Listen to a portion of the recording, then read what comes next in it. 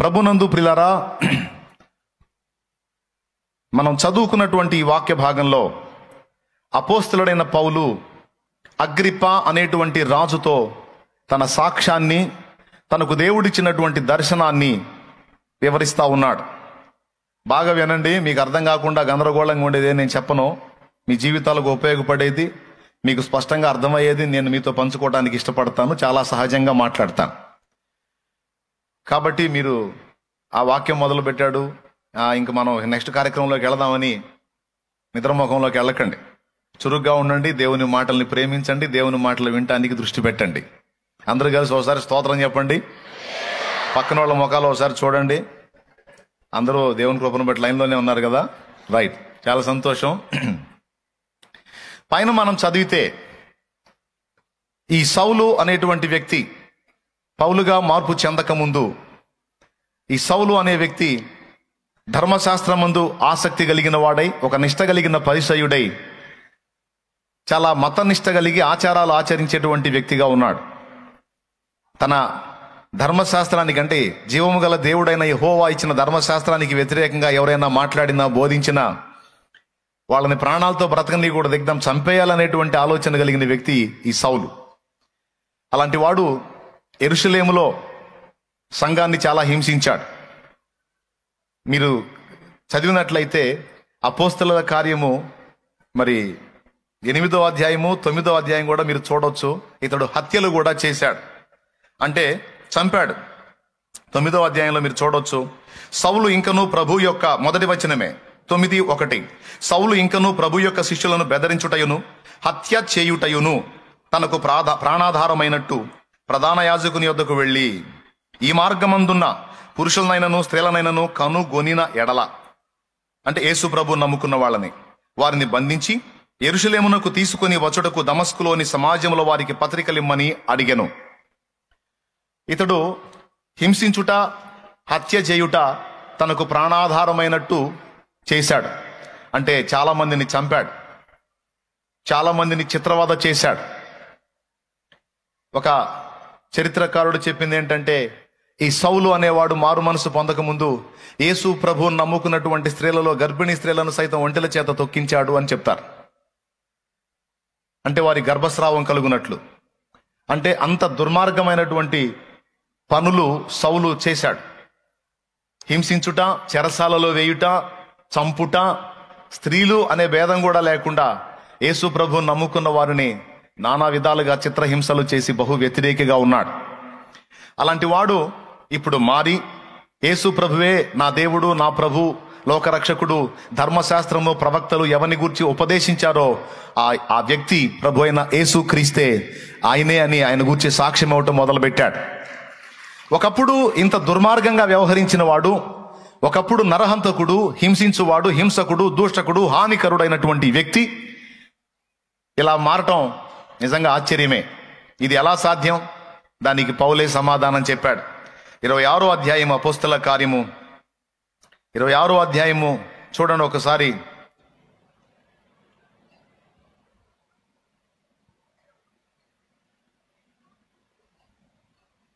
11వ వచనం నుంచి మనం 10వ వచనం నుంచి చదువుతాను. ఆయనే సాక్ష్యం చెప్తున్నాడు.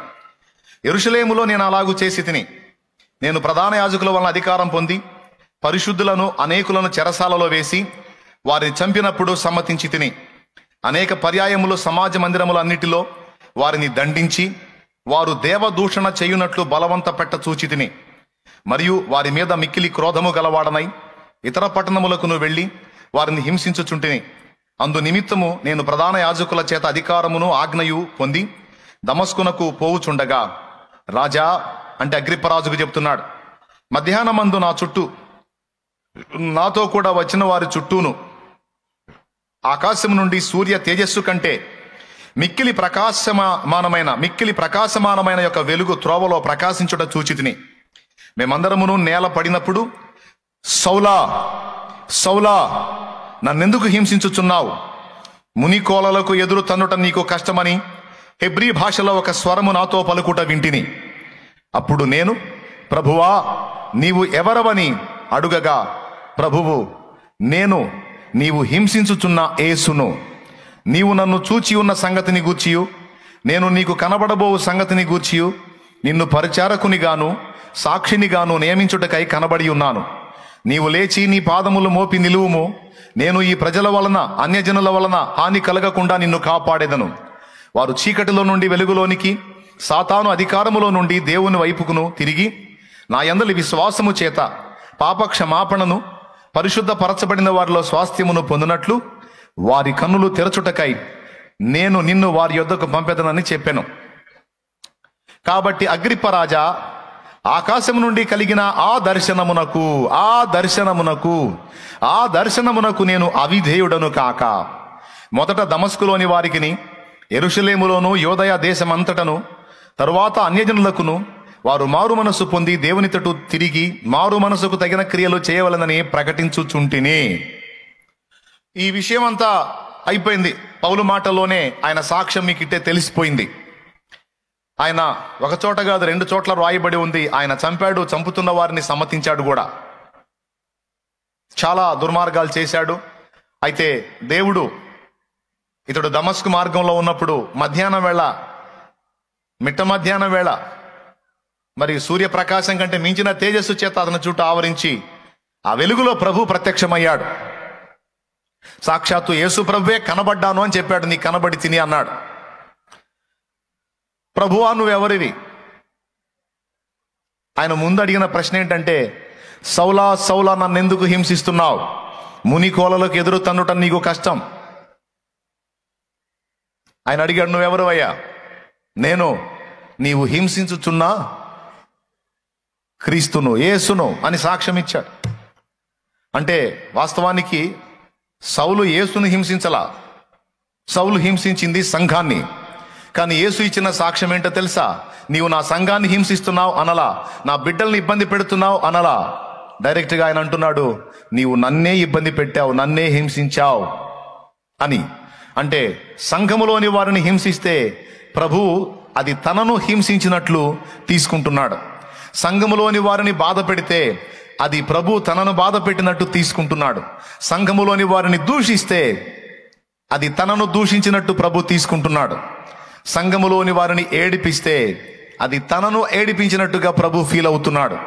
ఇది దేవునికి మన విషయంలో ఉన్న ఆసక్తిని సూచిస్తుంది, సాక్ష్యమిస్తుంది. నిన్ను ముట్టినవాడు నా కంటి పాపను, నా కంటి గుడ్డును ముడుతున్నాడు అనే మాట ఎంత వాస్తవం. అయితే సౌలును దర్శించిన తర్వాత సౌలు పశ్చాత్తాపుడయ్యాడు. పశ్చాత్తాపం అంటే ఏంటో తెలుసా? కూర్చొని ఏడవటం కాదు, మారటం. పశ్చాత్తాపం అంటే నిర్వచనం ఏంటి అంటే, పశ్చాత్తాపం అంటే కూర్చొని ఏడవటమో బాధపడటమో కాదు. చేసిన పాపముల నుండి మార్పు చెందటం, మారటం, తిరిగి దేవుని వైపు మళ్ళుకోవటమే నిజమైన పశ్చాత్తాపం. ఒక తప్పు చేసి ఆ తప్పుని గురించి ఏడ్చి మళ్ళా అదే తప్పు చేస్తూ ఉంటే అది ఎలా పశ్చాత్తాపం అవుతుంది? అది నిజమైన పశ్చాత్తాపం ఎలా అవుతుంది? ఒక పొరపాటు చేస్తున్నాం, దాని గురించి బాధపడుతున్నాం, మళ్ళా అదే చేస్తున్నప్పుడు అది నిజమైన పశ్చాత్తాపం కాదు. మరి నిజమైన పశ్చాత్తాపం ఏంటంటే, ఒకసారి నా నుండి ఒక తప్పు జరిగిన తరువాత దాని విషయంలో నిజంగా నీకు రోషము, బాధ, సిగ్గు ఉంటే మరోసారి దాని జోలికి వెళ్లకుండా ఎట్లనైనా దానికి వ్యతిరేకంగా పోరాటానికి నీవు నడుము కట్టి మళ్ళా యుద్ధాన్ని ప్రారంభిస్తావు. దాని నుండి తప్పించుకోవటానికి నీ వంతు నువ్వు ప్రయత్నం చేస్తావు. అలా ప్రయత్నం చేసి దాన్ని నువ్వు అధిగమించి నడుస్తూ ఉంటే అది నీ నిజమైన పశ్చాత్తాపానికి సూచన. అలా కాకుండా పొరపాటు చేస్తూ మళ్ళా నేను పశ్చాత్తాపడుతున్నాను, మళ్ళా పాపం చేస్తున్నాను, పశ్చాత్తాపడుతున్నాను అంటే చివరికి పాపం అలవాటుగా మారిపోతుంది. చివరికి వేషధారణ జీవితం అలవాటైపోతుంది. ఎంతమందికి అర్థమైంది? ఏ జీవితం అలవాటు అవుతుంది? వేషధారణ జీవితం అలవాటు అవుతుంది. కాబట్టి దయచేసి అలాంటి పరిస్థితుల్లో ఎవరైనా ఉంటే నిజంగా మారు మనసు పొందడం, నిజంగా మారు మనసుకు తగిన క్రియలు చేయటం అనేది ఇక్కడ మనం లేఖనంలో చూసాం. పౌలు ఏమని బోధించానన్నాడు? మారు మనసుకు తగిన క్రియలు చేయండి అని. బాప్తిస్మం ఇచ్చు యోహాను ఏమని ప్రవచించాడు? మారు మనసుకు తగిన ఫలము ఫలించండి. నేను మారు మనసు పొందాను అని చెప్పుకుంటూ పాత మనసుకు సంబంధించిన జీవితం జీవించవాకండి. ఆ పాత మనసుని మీలో నుండి పెరకివేసి నూతన మనస్సు, నూతన జన్మ అనుభవానికి తగిన జీవితాన్ని, తగిన క్రియలను, తగిన ఫలాన్ని కలిగి ఉండటానికి మిమ్మల్ని మీరు జాగ్రత్త చేసుకోండి. నన్ను నేను జాగ్రత్త చేసుకోవాలి, మనల్ని మనం జాగ్రత్త చేసుకోవాలి. మోసపోకుడి, దేవుడు వెక్కిరింపబడడు. మోసపోకుడి, దేవుడైతే వెక్కిరింపబడడు. మనుషుడా, నువ్వు ఏం విత్తుతావో ఆ పంటనే కోస్తావని దేవుని వాక్యం ఘంటాపదంగా సాక్ష్యం ఇచ్చింది. నువ్వు అనుకుంటున్నావేమో దేవుణ్ణి మోసం చేస్తున్నాను, మనుషుల్ని మోసం చేస్తున్నానని. కాదు, నిన్ను నువ్వే మోసం చేసుకుంటున్నావు. నువ్వు ఏం విత్తుతావో ఖచ్చితంగా ఒకనాడు ఆ పంట కోస్తావు. కాబట్టి నువ్వు విత్తుతున్నవేవో జాగ్రత్తగా చూచి విత్తుకో. అప్పుడు నీవు ఆశీర్వాదమును పంట కోస్తావు. నువ్వు పిచ్చి పిచ్చిగా విత్తావనుకో, భవిష్యత్తు శాపం అనే పంట కోస్తావు. ఇప్పుడు కొన్ని విత్తనాలు విత్తుతున్నప్పుడు భలే హాయిగా, సూపర్గా, ఎంజాయ్గా, మజాగా, ఒక రేంజ్లో ఉంటుంది. కానీ దాని ఫలం నీకు వచ్చినప్పుడు అది నీవు అనుభవించలేనంత చేదుగా ఉంటుంది. దేవునికి స్తోత్రం కలుగును గాక. హల్లెలూయా. పెద్దగా చెప్పండి. ఆ చేదును నువ్వు తట్టుకోలేవు. ఇంకొక మాట కూడా చెప్తాను. విత్తేటప్పుడు ఒక విత్తనమే, తిరిగి మొలిచేటప్పుడు దాని ఫలం ఎంతో మీకు తెలుసు. గోధుమ గింజ, ఒక గింజ మనం నాటితే చెట్టు అవుతుంది, దాని నుండి వందలాది గింజలు వస్తాయి. ఆశీర్వాదానికి సంబంధించిన విత్తనాలు మనం విత్తుకుంటా వెళితే రేపు భవిష్యత్తులో ఆశీర్వాద ఫలాలు ఎంత ఉన్నతంగా, ఎంత విస్తారంగా వస్తాయో గుర్తించండి. శాపానికి సంబంధించినటువంటి పనికి మాలిన పాపిష్టి విత్తనాలు మనం విత్తుకుంటూ పోతా ఉంటే రేపు భవిష్యత్తులో దాని తాలూకు ఫలాలు ఎంత వికృతంగా, ఎంత విస్తారంగా రాబోతున్నాయో కూడా ఊహించుకొని ముందుగానే జాగ్రత్త పడండి. ఖచ్చితంగా మనం చేసిన వాటి ఫలం మనం పొంది తీరాల్సిందే, తప్పదు. అందులో భేదం లేదు. అది నేనైనా మీరైనా ఎవ్వడైనా సరే దాని కోటింగ్ అనుభవించాల్సిందే. ఓకేనా?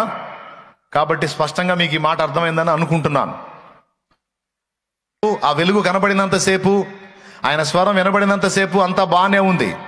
ఆయన అదృశ్యమయ్యాడు. ఆ తర్వాత సౌలుకు కళ్ళు కనపడలా. తడవలాడుతూ ఉన్నప్పుడు తనతో కూడా ఉన్నవారు చిన్నగా ఆయన దగ్గరకు వచ్చి ఆయన్ని పట్టుకొని దమస్కు తీసుకెళ్లారు. ఎందుకు వచ్చాడు అసలు దమస్కి? దమస్కులో ఉన్న క్రైస్తవులను ఇబ్బంది పెడదామని బయలుదేరాడు. కానీ ఇప్పుడు దారిలోనే ఏమయ్యాడు? దమస్కులో ఉన్న క్రైస్తవులను చంపుదామని బయలుదేరినోడు దారిలో ఏమయ్యాడు? దేవుడు దర్శించిన తర్వాత తానే క్రైస్తవుడయ్యాడు, తానే క్రీస్తు అనుచరుడయ్యాడు, తానే దేవుని పరిచారకుడయ్యాడు. దేవునికి స్తోత్రం కలుగునుగాక. హల్లెలూయా. అలా వెళ్ళిన తర్వాత దమస్కులో తిన్ననిదనబడిన వీధికి వెళ్ళి యూదా అనే వాని ఇంట చేర్చబడ్డాడు. కళ్ళు కనపట్టల్లా, పొరలు గమ్మేశాయి, తెరుద్దామంటే కళ్ళు తెరిపిళ్ళు పట్టల్లా, ఏమర్థం కావట్లా. అక్కడ ఉండి ఆ దర్శనాన్ని మళ్ళా తలంచుకుంటూ ఆ దర్శనంలో కనపడ్డ ప్రభువుని, ఆయన ఇచ్చినటువంటి ప్రత్యక్షతల్ని, ఆయన ఇచ్చినటువంటి గురిని మళ్ళా ధ్యానించుకుంటూ, ప్రభువా నా మూర్ఖతను క్షమించి నన్ను బ్రతకనిచ్చావా? నీ పిల్లల్ని చంపాను, ఆ క్షణంలోనే నువ్వు నన్ను చంపేది ఉండే ప్రభువా, నన్నెందుకు బ్రతకనిచ్చావు? నేను బ్రతకను, నేను బ్రతకాల్సిన వాడిని కాదు, నేను చావవలసిన వాడిని. నిన్ను, నీ పిల్లల్ని తోలనాడాను, హింసించాను, బాధ పెట్టాను, క్షోభ పెట్టాను. స్త్రీలు, పురుషులు, పిల్లలు అన్న భేదం లేకుండా నీ బిడ్డలందరినీ చాలా ఇబ్బంది పెట్టాను. అలాంటి నన్ను, నీ సంఘాన్ని కూకటి వేళ్లతో సహా పెకలించాలని కలలు కన్న నన్ను నీ సేవకునిగా పిలిచావా? నీ సాక్షిగా పిలిచావా? నీ పరిచర్య చేయమని పిలిచావా? నీ నామాన్ని చాటించమని పిలిచావా? ప్రభువా నాకింత కృపనిచ్చావా? నన్నింత క్షమించావా? ఏడ్చుకుంటున్నాడు, దర్శించుకుంటున్నాడు. మరి ఎలా నేను ఈ గుడ్డివాణ్ణై ఉండి, ఈ బలహీనుడినై ఉండి, ఈ అంధుడినై ఉండి నేను ఎలా చేయగలను ప్రభువా అని దేవుని వైపు చూసినప్పుడు దేవుడు అదే దమస్కులో భక్తిపరుడైన అననీయ అనేటువంటి భక్తునితో మాట్లాడాడు. అననీయకు దర్శనమందు ప్రభువే కనపడ్డాడు. సౌలు పక్షంగా సాక్షాత్తు యేసయ్యే అననీయను దర్శించాడు. అననీయను పిలిచాడు. అననీయ అని పిలిచాడు దర్శనమందు కనపడి. ప్రభువా నేనున్నాను అన్నాడు. నీవు లేచి తిన్నని దనబడిన వీధికి వెళ్ళి యూదా అను వాని ఇంట తార్సువాడైన సౌలుని గురించి విచారించు. అతడు నీవు వచ్చి తన మీద చేతులుంచుట అతడు చూచి ఉన్నాడు. అంటే నేను అతనికి దర్శనం ఇచ్చాను, నేను అతనికి చూపించాను, నువ్వు వచ్చి అతని మీద చేతులు పెట్టడం. అతనితో మాట్లాడాను, అతనికి చూపించాను, ఇప్పుడు నీతో మాట్లాడుతున్నాను, వెళ్ళు అన్నాడు. అప్పుడు అననీయ అన్నాడు, ఈ మనుష్యుడు నీ సంఘమును పాడు చేసి నీ పరిశుద్ధులను చాలా హింస పెట్టినవాడు, అలాంటి వాని దగ్గరికి వెళ్ళి బాగు చేయమంటున్నావా ప్రభు అన్నాడు. అననీయ, నీకు తెలీదు, అతడు ఒకప్పుడు అలాంటి వాడే కాదని నేను అనట్లేదు, కానీ ఇప్పుడు అతడు మార్పు చెంది ఉన్నాడు. హల్లెలూయా. ఇప్పుడు అతడు మార్పు చెంది ఉన్నాడు. నా నామమును భరించుటకు అతడు ఎన్ని పాట్లు పడాలో నేను అతనికి చూపిస్తా. రాజుల ఎదుట, ప్రజల ఎదుట, అధికారుల ఎదుట, ఇశ్రాయేలు సర్వ సమాజం ఎదుట, చక్రవర్తుల ఎదుట, ప్రజలందరి ఎదుట, అన్యజనుల ఎదుట నా నామమును అంగీకరించి ప్రకటించుటకు అతడు నేను ఏర్పరచుకున్న సాధనమై ఉన్నాడు. లే అననీయ, లేచి వెళ్ళు. వెళ్ళి అతడు స్వస్థత పొందినట్లు అతని మీద చేతులుంచమని ప్రభువే అననీయతో మాట్లాడాడు. ఇంకొకళ్ళు ఎవరన్నా మాట్లాడితే పాపం అననీయ పోయేవాడు కాదేమో, తెలిసి ఎవరు పోతారండి చావుకెదురు. కానీ మాట్లాడిన వాడు సాక్షాత్తు ప్రభువే గనుక ఆ మాటను బట్టి అననీయ వెళ్ళిపోయాడు. అననీయ లోపలికి అడుగు పెట్టాడు. వెంటనే సౌలు మాట్లాడాడు, నా ప్రభు పంపినటువంటి అననీయ అనే దైవజనుడవు కదూ, భక్తిపరుడవు కదూ, నువ్వు వస్తావని నాకు యేసయ్య చెప్పాడు. ఈ మాట వినగానే అననీయ ప్రాణం తెప్పరిల్లింది. నా దేవా, నువ్వు ఎంత ఆశ్చర్యకరుడు అయ్యా! అప్పటిదాకా నీకు వ్యతిరేకంగా ఉన్న వాళ్ళని క్షణాలలో మారుస్తావే, హృదయాలను కదిలించే దేవుడవే, జీవితాలను ప్రభావితం చేసే దేవుడవే. శత్రువైన వాడు నా యేసయ్య అంటున్నాడా? శత్రువైన వాడు నా ప్రభువు అంటున్నాడా? నా దేవా, సౌలా సహోదరా, నువ్వు చూచిన నా ప్రభు నాతో మాట్లాడాడయ్యా అని ఆయన మీద చేతులుంచాడు. అతడు చేతులుంచినప్పుడు సౌలు కనుల నుండి పొరల వంటివి రాలినాయి. ఆ తరువాత అతనికి తేటగా కనపడింది. మనకు కూడా కొన్ని రకాల పొరలు గమ్ముంటాయి, మనకు తెలీదు. పాప పొరలు గమ్ముంటాయి కొంతమందికి, గర్వ పొరలు గమ్ముంటాయి కొంతమందికి, కామపు పొరలు గమ్ముంటాయి కొంతమంది కళ్ళకి, కొంతమందికి ధనాపేక్ష గమ్ముంటుంది కొంతమంది కళ్ళకి, కొంతమందికి ఐహిక విచారాలు అనే పొరలు గమ్మేసి ఉంటాయి. ఆ పొరలు మనకు దృష్టిమాంద్యాన్ని కలిగిస్తాయి, అంధత్వాన్ని కలిగిస్తాయి. దేవుడు జోక్యం చేసుకుంటే తప్ప ఆ పొరలు మనకి రాలవు. అవి నీకు కలిగి ఉన్నా, నాకు కలిగి ఉన్నా, మన వారికి కలిగి ఉన్నా, ఆ పొరలు రాల్పి దృష్టి తేటగా కనపడి వాస్తవాన్ని వాస్తవికంగా చూచే కళ్ళు దేవుడు ఇవ్వాల్సిందే తప్ప ఏ మనిషికి కూడా అవకాశం లేదు. అననీయ ప్రార్థించాడు, సౌలు బాగుపడ్డాడు. బాగుపడ్డ తర్వాత అననీయ అంటున్నాడు, సౌలా సహోదరా, ఇక తడవు చేయట ఎందుకు? లేచి ప్రభువు నామమును బట్టి ప్రార్థన చేసి బాప్తిస్మం పొంది నీ పాపాలను కడిగేసుకోయా. చూడండి, యేసు ప్రభు దగ్గరికి వచ్చిన తర్వాత, భక్తుల కళ్ళకి కమ్మిన మాయపొరలు రాలిన తర్వాత మొట్టమొదట భక్తుని నుండి వినబడుతున్నటువంటి మాట ఏమిటో తెలుసా? యేసు ప్రభు నీ జీవితంలోకి వచ్చాడు గనుక, యేసు ప్రభు నిన్ను ముట్టాడు గనుక, యేసు ప్రభు నీ బ్రతుకులోనికి ప్రవేశించాడు గనుక, ఇక నీ విషయంలో ఆయన జోక్యం ప్రారంభమైంది గనుక ఇక తడువు చేయకూడదు, ఇక ఆలస్యం చేయకూడదు. మరేం చేయాలి? లేచి ప్రభు నామమును బట్టి ప్రార్థన చేసి మారు మనస్సు పొంది పాప క్షమాపణ అంటే పాపాలన్నీ కడగబడు నిమిత్తము బాప్తిస్మం పొంది పరిశుద్ధుడుగాను పరిశుద్ధురాలివిగాను మారాలి. ముందు చేయాల్సిన పని అది. ముందు చేయాల్సిన పని ఏంటి? పాపములన్నీ కడగబడి పరిశుద్ధపరచబడినట్లు మారు మనసు పొంది బాప్తిస్మం పొంది పరిశుద్ధపరచబడాలి. ఇక తర్వాత నెక్స్ట్ ఏంటనేది ఇక దేవుడు చూసుకుంటాడు. తర్వాత ఏం జరిగింది అనేది ఇక అననీయ చెప్పలా, సౌలుతో స్వస్థపరిచాడు. తర్వాత మారు మనసు పొంది ప్రభునామం బట్టి ప్రార్థన చేసి బాప్తిజం పొంది పాపాలు కడిగేసుకోమన్నాడు. స్పష్టంగా ఉంటుంది, చూడండి. అపోస్తల కార్యములు 22వ అధ్యాయంలో అననీయ సౌలుతో చెప్పిన మాట ఒకసారి చూసి అండర్లైన్ చేసుకోండి. మీరు కూడా ఇతరులకు చెప్పడానికి పనికొచ్చింది.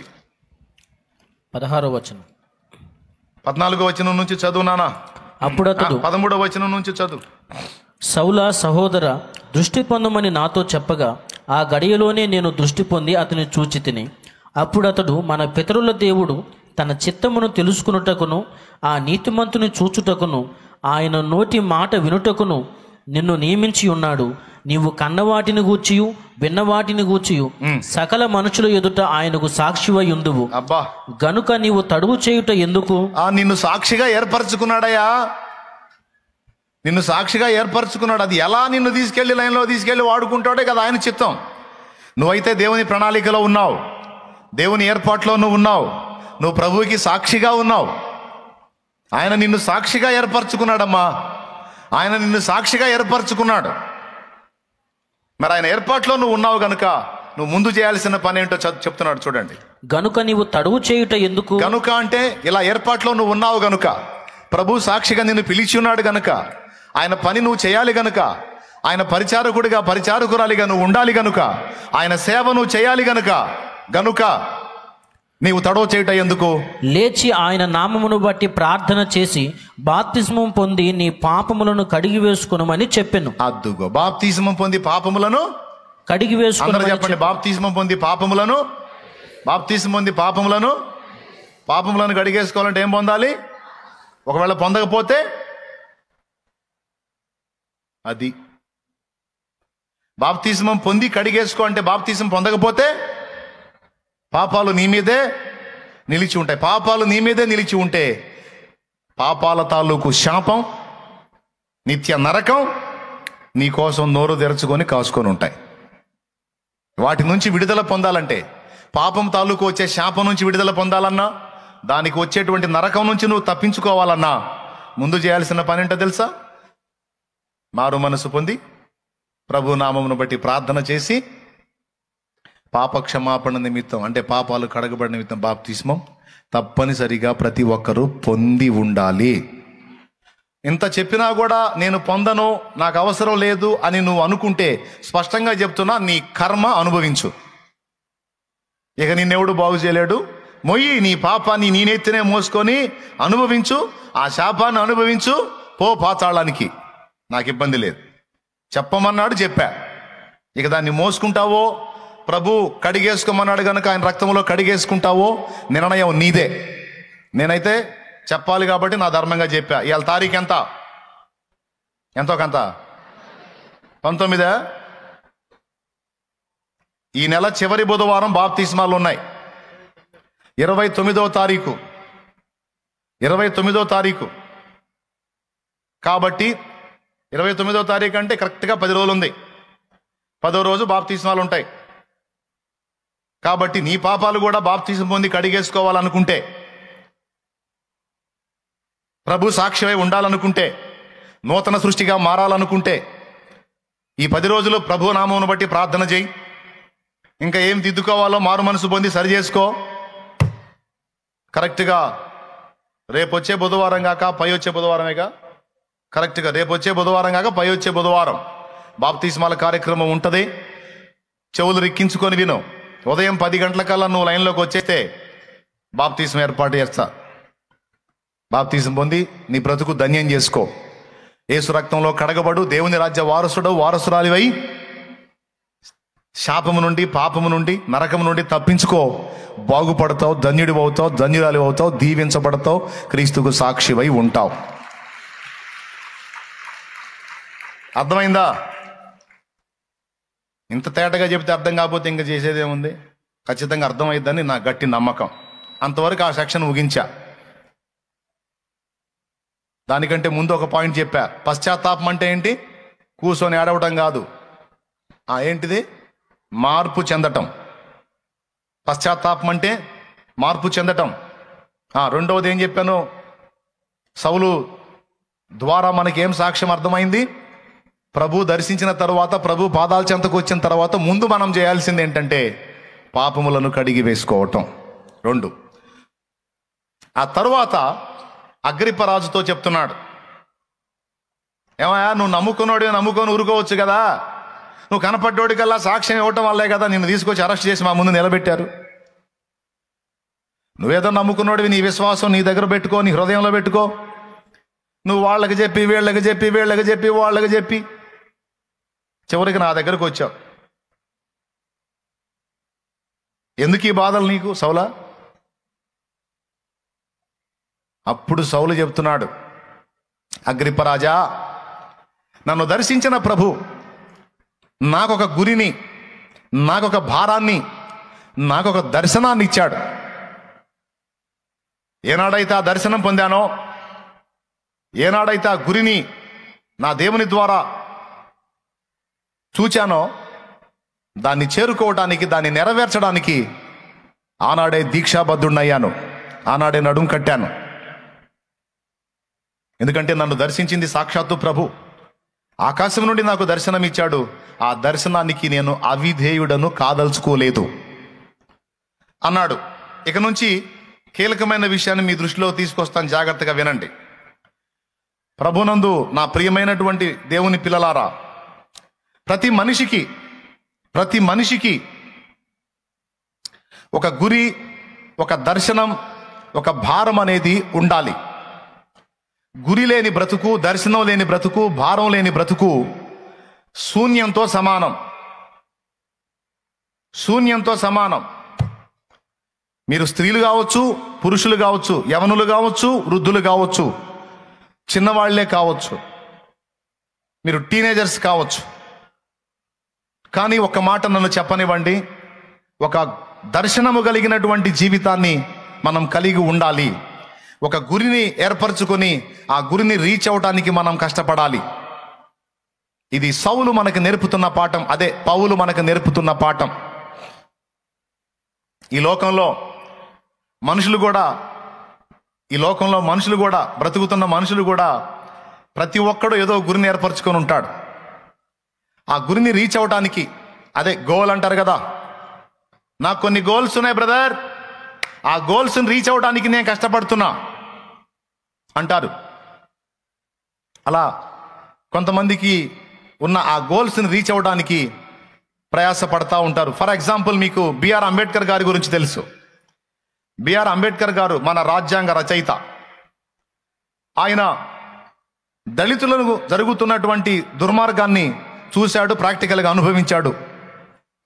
ఎంతోమంది అంటరానితనాన్ని చూపించి వారికి చేస్తున్నటువంటి దుర్మార్గాన్ని నిరసించాడు, అల్లాడిపోయాడు.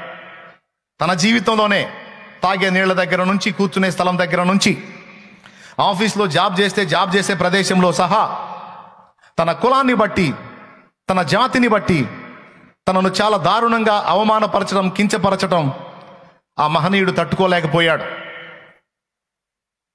సహజంగా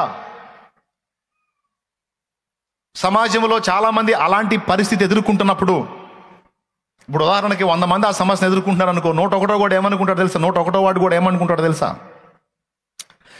అందరూ అనుభవిస్తున్నారు, నేను అనుభవిస్తున్నా, ఇంకా చేసేదేముంది, అదంతే, ఆ జాతిలో పుట్టడమే మా పాపం,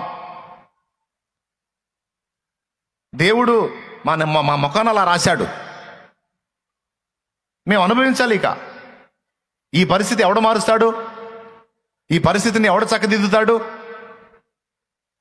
ఈ రకంగా తరతరాల అవమానాలతో అన్యాయమైపోతున్న ఈ జాతి కర్మ ఇంతే అనుకోవచ్చు. మరి ఇప్పుడు 1,00,000 మంది ఆ బాధ అనుభవిస్తుంటే 101వ వాడు కూడా ఖచ్చితంగా అదే అనుకుంటాడు.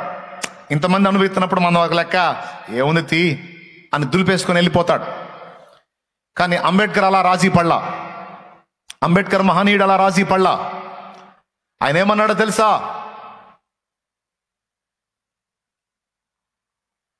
నా జాతి మొత్తం దీని విషయంలో ఆలోచన చేయకపోయినా నేనన్నా దీని గురించి ఆలోచన చేయాలి.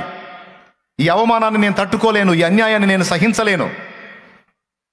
నా బ్రతుకు మొత్తాన్ని పణంగా పెట్టైనా సరే, నా జీవితాన్ని అంకితం చేసైనా సరే, నా జాతికి ఈ అవమానాల పరిస్థితి నుంచి విముక్తి కలిగించాలి. దానికోసం ఎంత కష్టపడైనా సరే నేను సాధించాలి అని ఆ పసితనం నుండే దీక్షాబద్ధుడై నడుం కట్టి కష్టపడి చదవటం మొదలుపెట్టాడు. క్లాస్ రూమ్లో ఆయన కూర్చుంటే ఎవ్వడూ పరిష్కరించలేని ప్రశ్నలకు ఆయన సమాధానం చెప్పేవాడు. కానీ ఆయన మాత్రం లాస్ట్ కూర్చోవాలి. ఆయనకు దప్పికైతే మిగిలిన పిల్లలేమో వెళ్ళి గ్లాసు కుండలో ముంచుకొని తాగొచ్చు. కానీ ఆయనకు దప్పికైతే ఆయన కుండ దగ్గరకు దూరంగా వెళ్ళి నిలబడి నీళ్ళని చెప్పాలి. అప్పుడు కాడగంట ఉంటుంది, కాడగంట సాంబారు గంట అంటారు, ఐడియా ఉందా? ఏమో సాంబారు గంట.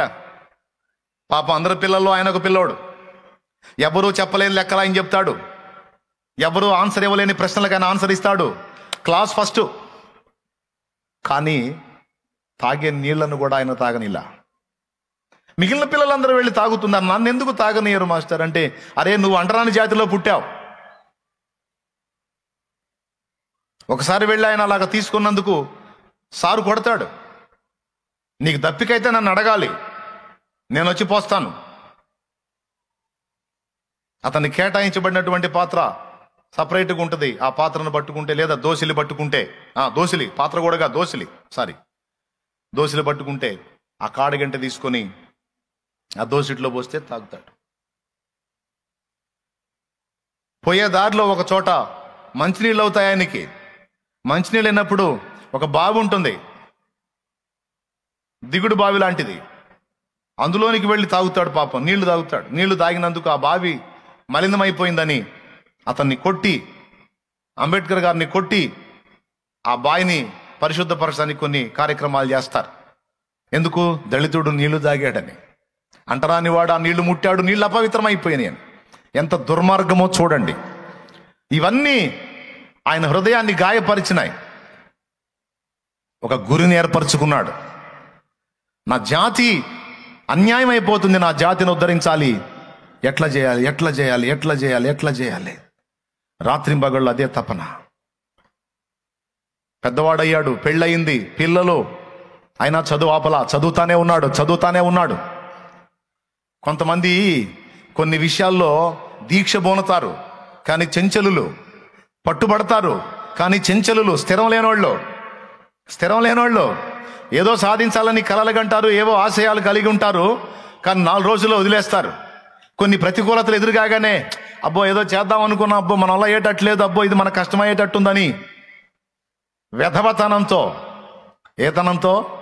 వెధవతనంతో రోషాన్ని పక్కన పెట్టి ఛాలెంజ్లు విరమించుకొని తోక ముడిచి పారిపోతారు. పిరిగి పందలు, దద్దమ్మలు.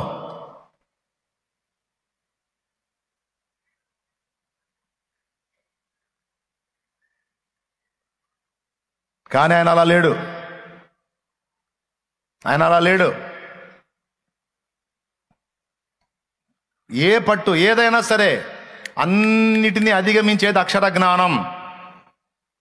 కాబట్టి సమాజాన్ని శాసించాలన్నా, ఏన్ని శాసించాలన్నా ఎవ్వడూ చదవనంత చదువు నేను చదవాలి. నన్నెవడు అందుకోకూడదు, నన్నెవడు రీచ్ కాకూడదు. నా అంతస్తుకు చేరాలంటే వాడి వల్ల కాకూడదు. అలాంటి ఉన్నతమైనటువంటి ప్లేస్లో నేను ఉండాలి. మనాళ్ళు ఒక దేశానికి పోయారంట, రాజ్యాంగ రచన కోసం, కొన్ని సలహాల కోసం. ఆ దేశంలో ఉన్న నాయకుడు చెప్పాడంట, ప్రపంచ మేధావిని మీ దేశంలో పెట్టుకుని నా దగ్గరికి వచ్చారేమని. అంబేద్కర్ గారి గురించి మాకు సలహాలు ఇచ్చినోడు మీ దగ్గర పెట్టుకొని, మాకు గైడెన్స్ ఇచ్చిన వాడిని మీ దగ్గర పెట్టుకొని మీరు మా దగ్గరకు వచ్చారేంది అన్నాడు. అంటే వాళ్ళు కూడా ఆయన సలహా పొందారు. ఆ రేంజ్కి వెళ్ళిపోయాడు. చదువుతున్నాడు, విదేశాల్లో చదువుతున్నాడు. భార్య డబ్బులు పంపిస్తుంది, భార్య కష్టపడి పనిచేసి డబ్బులు పంపిస్తుంది. బాగా వినండి, ఏదైనా భూమి మీద మనం పుట్టాము, బ్రతుకుతున్నాము, జీవితంలో మనుగడ సాగిస్తున్నామంటే ఒక రోషం, ఒక పట్టుదల, ఒక గురి, ఒక భారం, ఒక దర్శనం, ఒక గమ్యం. ఆడ మనిషికైనా మగవాడికైనా ఆ గురిని పెట్టుకొని బ్రతకాలి. భౌతికంగా కొన్ని గురులు, ఆధ్యాత్మికంగా కూడా కొన్ని గురులు మనం కలిగి ఉండొచ్చు. ముఖ్యంగా నేను ఫస్ట్ భౌతికమైన వాటి గురించి మాట్లాడుతున్నాను. భౌతికమైందంటే ఈ సమాజానికి సంబంధించిన భూ సంబంధమైన దాని గురించి మాట్లాడుతున్నాను. అందుకు ఒక వ్యక్తిని మీకు సాక్ష్యంగా చూపిస్తున్నాను. మీరు చదివినా, ఆయన స్టోరీస్ తెచ్చుకొని చదివినా మీకు ఈ సంగతులు బోధపడతాయి. అవసరం లేదు, దేవుని కృపను బట్టి నాకున్న పరిజ్ఞానంతో నేను మీకు అందిస్తున్నా. చదివి భార్య ఇక్కడ నుండి పని చేసి ఆయనకు డబ్బులు పంపిస్తే ఆయన దాన్ని బట్టి పెట్టుకొని తిని చదవటం మొదలు పెట్టాడు. కొన్నిసార్లు భార్యకు లెటర్ రాసినప్పుడు భార్య చెప్పింది, ఇక్కడ పరిస్థితులు ఏం బాగలేవు, పిల్లలకు బాగలేదు అని. ఒకసారి అవసరమైంది, మనీ పంపించమని రాశాడు. ఆమె ఏం చెప్పిందో తెలుసా? అబ్బాయికి బాగలేదు, ప్రాణాపాయంలో ఉన్నాడు, నువ్వు ఎంతమైతే పంపమన్నావో అంతా వాడికి ఖర్చు అవుతుంది, వాడికి ఆ డబ్బులు పెట్టకపోతే వాడు బ్రతకడు, మరి వాడికి పెట్టమంటావా నీకు పంపమంటావా? ఆయన ఏమన్నాడో తెలుసా? పోతే నా బిడ్డ పోతాడు, కానీ నేను చదువు ఆగిపితే నా జాతి అంతే ఉంటుంది.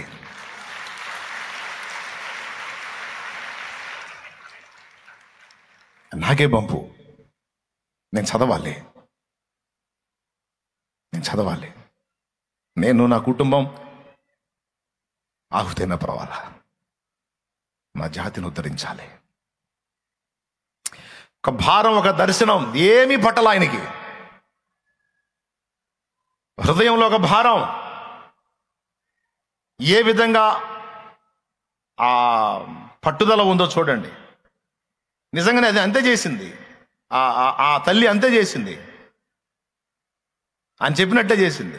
బిడ్డ చచ్చిపోయాడు, ఏం చేయాలి?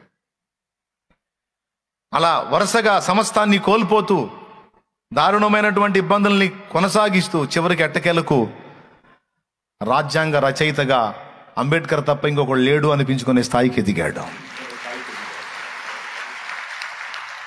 ఆయనకే అవకాశం ఇవ్వాల్సి వచ్చింది. గత్యంతరం లేక, ఇక అంత తోడు లేక ప్రపంచ మేధావి అని ప్రసిద్ధిగాంచాడు.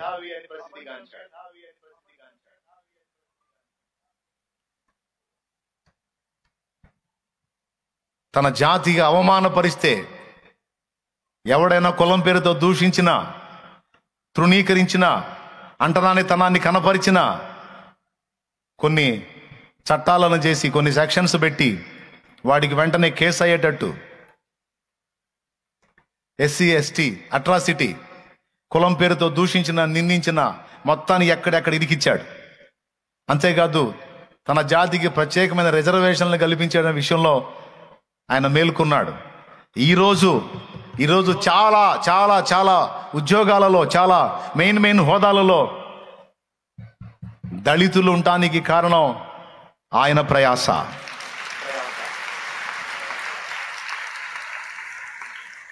మీరు గమనించండి, ఈరోజు దళిత సమాజాల్లో దేవుని కృపను బట్టి రెండు ఉంటాయి. ఒకటి చర్చి ఉంటుంది, రెండవది అంబేద్కర్ మహనీయుని విగ్రహం ఉంటుంది. దారి చూపుతున్నట్టు, వేలు చూపించి దారి చూపుతున్నట్టుగా ఈరోజు తల ఎత్తుకొని తిరిగి కులం పేరుతో గర్వించే వాళ్ళ ముందు కుర్చీలో కూర్చొని వాళ్ళకి ఆజ్ఞ జారీ చేసేటువంటి స్థాయిని నాడు తన వాళ్ళు పొందారు అంటే అది ఆయన కష్టం, ఆయన త్యాగం, ఆయన ప్రయాస, ఆయన బ్రతుకును సమర్పించుకున్న తీరు. ఏమండి, ఎప్పుడైతే ఒక దర్శనాన్ని దృష్టిలో పెట్టుకొని మనం కష్టపడతామో, ప్రయాసపడతామో, ఇంకా ఏవి మనల్ని గెలవలేవు. ఏవైనా ఎవరిని గెలుస్తాయో తెలుసా? ఏ దర్శనం లేనోడిని, ఏ గురి గమ్యం లేనోడిని, ఏ భారం లేనోడిని, ఏ ఛాలెంజ్ తీసుకోనోడిని లోకం ఆటాడుకుంటుంది, ఆకర్షణలు ఆటాడుకుంటాయి. పిచ్చుకొక్క తిరిగినట్టు తిరుగుతుంటాడు, అటు పడితే అటు, ఇటు పడితే ఇటు. గురి లేని బతుకులు ఏముంది? ఒక దర్శనం లేని జీవితాలు ఏముంది? ఒక కర్తవ్యం, కార్యదీక్ష, నేను ఇది సాధించాలనే పట్టుదల లేని బతుకులకు అర్థమేముంది? పిచ్చి కుక్కలు తిరిగినట్టు తిరుగుతూ ఉంటారు, అటు ఇటు అటు ఇటు అటు ఇటు. చివరికి శూన్యంగా మిగిలిపోతారు. ఎంతమందికి అర్థమవుతుంది నేను చెప్పేది? ఎటు పడితే అటు నడిపించబడతా ఉంటారండి. కానీ గురి కలిగిన వాళ్ళు, ఒక భారం కలిగిన వాళ్ళు, ఒక దర్శనం కలిగిన వాళ్ళు ఎన్ని చుట్టుముట్టిన లెక్క చేయరు. ఎందుకంటే అనుకున్నది సాధించాలి అంటే ఇక అదొక్కటే తప్ప ఇంకేం కనపడవు. ఇక ఆకర్షణలన్నీ బ్లర్ అయిపోతాయి. మన చుట్టూ ముట్టి మనల్ని లాగా చూసి ఆకర్షణలన్నీ బ్లర్ అయిపోతాయి. మనం సాధించాలనుకున్నది ఒక్కటే మన కళ్ళ ముందు ఉంటుంది. కొట్టు, గట్టి కొట్టు, అర్థమైతే కొట్టు, లేకపోతే సర్దుకో. ఈ మాట నేను రోషం కలిగిన వాళ్ళతో చెబుతున్నా, ఎదవలతో చెప్పట్లా, ఎదవ మోకాలతో చెప్పట్లా. రోషము, పట్టుదల, ఛాలెంజింగ్ మైండ్ కలిగిన వాళ్ళతో చెప్తున్నా నేను. ఆ తత్వం కలిగిన వాళ్ళు స్త్రీలలో ఉన్నారు, పురుషుల్లో ఉన్నారు. సౌలుకు అలాంటి దర్శనాన్ని దేవుడు ఇచ్చాడు, ఒక గురిని ఇచ్చాడు, భారాన్ని ఇచ్చాడు. ఆ దర్శనం తన కళ్ళ ముందు పెట్టుకున్నాడు గనుక, ఆ గురిని తన కళ్ళ ముందు పెట్టుకున్నాడు గనక, దాన్ని ఎట్లనైనా రీచ్ అవ్వాలనేటువంటి రోషాన్ని కలిగి ఉన్నాడు గనక, ఆకలి దప్పులు సౌలుని కృంగదీయలేకపోయినాయి, వస్త్రహీనత సౌలుని కృంగదీయలేకపోయింది, వ్యాధి బాధలు సౌలుని ఆపలేకపోయినాయి, రకరకాల శారీర ఇచ్చలు సౌలుని కట్టడి చేయలేకపోయినాయి. సౌలు ఒక గురిని ఏర్పరచుకున్నాడు. దాన్ని రీచ్ అయ్యే దిశలో ఒక వీరుళ్లాగా ప్రయాణం చేసిన యోధుడు పౌలు. ఈరోజు ఈ మాటల్ని దేవుడు మన ముందు ఎందుకు తీసుకొచ్చి పెట్టాడంటే, గురి లేని జీవితాలు, విలువ లేని జీవితాలు, గురి లేని బ్రతుకులు, అర్థం లేని బ్రతుకులు. ఒక ఆడ మనిషిగా నువ్వు భూమి మీద పుట్టావు, మగవాడిగా భూమి మీద పుట్టావు. ఏర్పరచుకో కొన్ని గురులు. ఫర్ ఎగ్జాంపుల్, నీ ఫ్యామిలీ గతుకుల చితుకుల అతుకుల మయమైపోయి ఉంది. కుటుంబంలో అందరందరే. మరి అందరందరగానే ఉంటే ఎట్లా?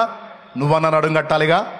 ఎట్లా? ఆ కుటుంబాన్ని నేను ఎక్కదీయాలి, నా కుటుంబానికి నేను రెక్కలు తేవాలి, నా కుటుంబాన్ని నేను నిలబెట్టాలి, పడిపోతున్న నా కుటుంబాన్ని ఎట్లనైనా నేను కట్టాలని ఒకళ్ళన్న నడుం కట్టాలిగా. ఆ కుటుంబాన్ని నిలబెట్టడానికి అహర్నిశలు పాటుపడాలి, దేవుని ముందు కష్టపడాలి. అలాగే సమాజంలో కూడా చేయదగ్గదేదో చేసి, ఓ తమ్ముడా, నీ ఇంటిని ఎవడొచ్చి బాగు చేస్తాడు? నీ కుటుంబాన్ని ఎవడొచ్చి బాగు చేస్తాడు? నీ సమాజాన్ని ఎవడొచ్చి బాగు చేస్తాడు? ఎవడో వస్తాడు బాగు చేస్తాడని నువ్వెందుకు ఆగాలి? నీ చేతనైనంత మట్టుకు నువ్వు పోరాడితే నీ వలన నీ కుటుంబం అలాగే సమాజంలో కొన్ని జీవితాలు బాగుపడుతుండొచ్చు కదా.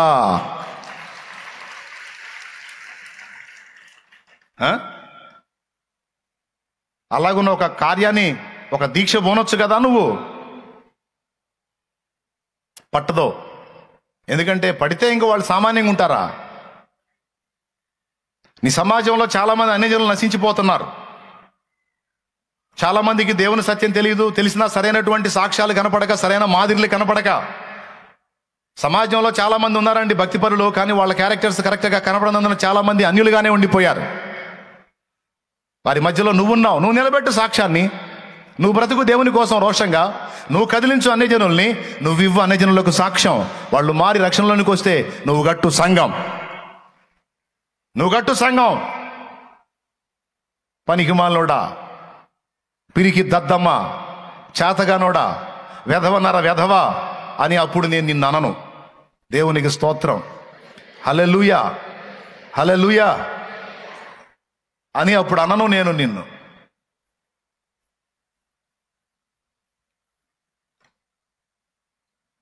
నువ్వివ్వు దేవునికి సాక్ష్యం. నువ్వు నిలబెట్టు నీ కుటుంబాన్ని, నువ్వు నడుంగట్టు నీ సమాజానికి, నీ ప్రజలకు, నీ బంధువులకు ప్రేమ చూపి వాళ్ళని ఎలాగైనా నేను గెలవాలి, ఎలాగైనా వాళ్ళ ఆత్మను రక్షించాలి. ఆ భారం నీ గుండెల్లో ఉంటే నీ కాళ్ళు ప్రార్థనా గదికి వెళ్తాయి. దేవుని పాదాలు పట్టుకొని గోజాడుతావు, మొర్ర పెడతావు, మొత్తుకుంటావు, ఏడుస్తావు, అంగలారుస్తావు. ఒక పక్క దేవుని పాదాలు పట్టుకొని పెనుగులాడుతావు, మరో పక్కన వాళ్ళని పట్టుకోవడానికి, వాళ్ళని రక్షించడానికి ఎలా బ్రతకాలో బ్యాలెన్స్ అవుతావు. చెడుతనాన్ని వదిలేస్తావు, ఎందుకంటే సాక్ష్యం పోతే వాళ్ళు రారుగా. అందుకని వాళ్ళ ముందు నీ క్యారెక్టర్ కాపాడుకుంటావు. అంతేకాదు వాళ్ళని దేవుని తట్టు ఆకర్షించడానికి, వాళ్ళకు చూపదగ్గ ప్రేమ నువ్వు ఖచ్చితంగా చూపుతావు. ప్రతి అవకాశాన్ని వినియోగించుకుంటావు, ఎందుకంటే నీ గురి, గమ్యం, లక్ష్యం వాళ్ళని రక్షించాలి.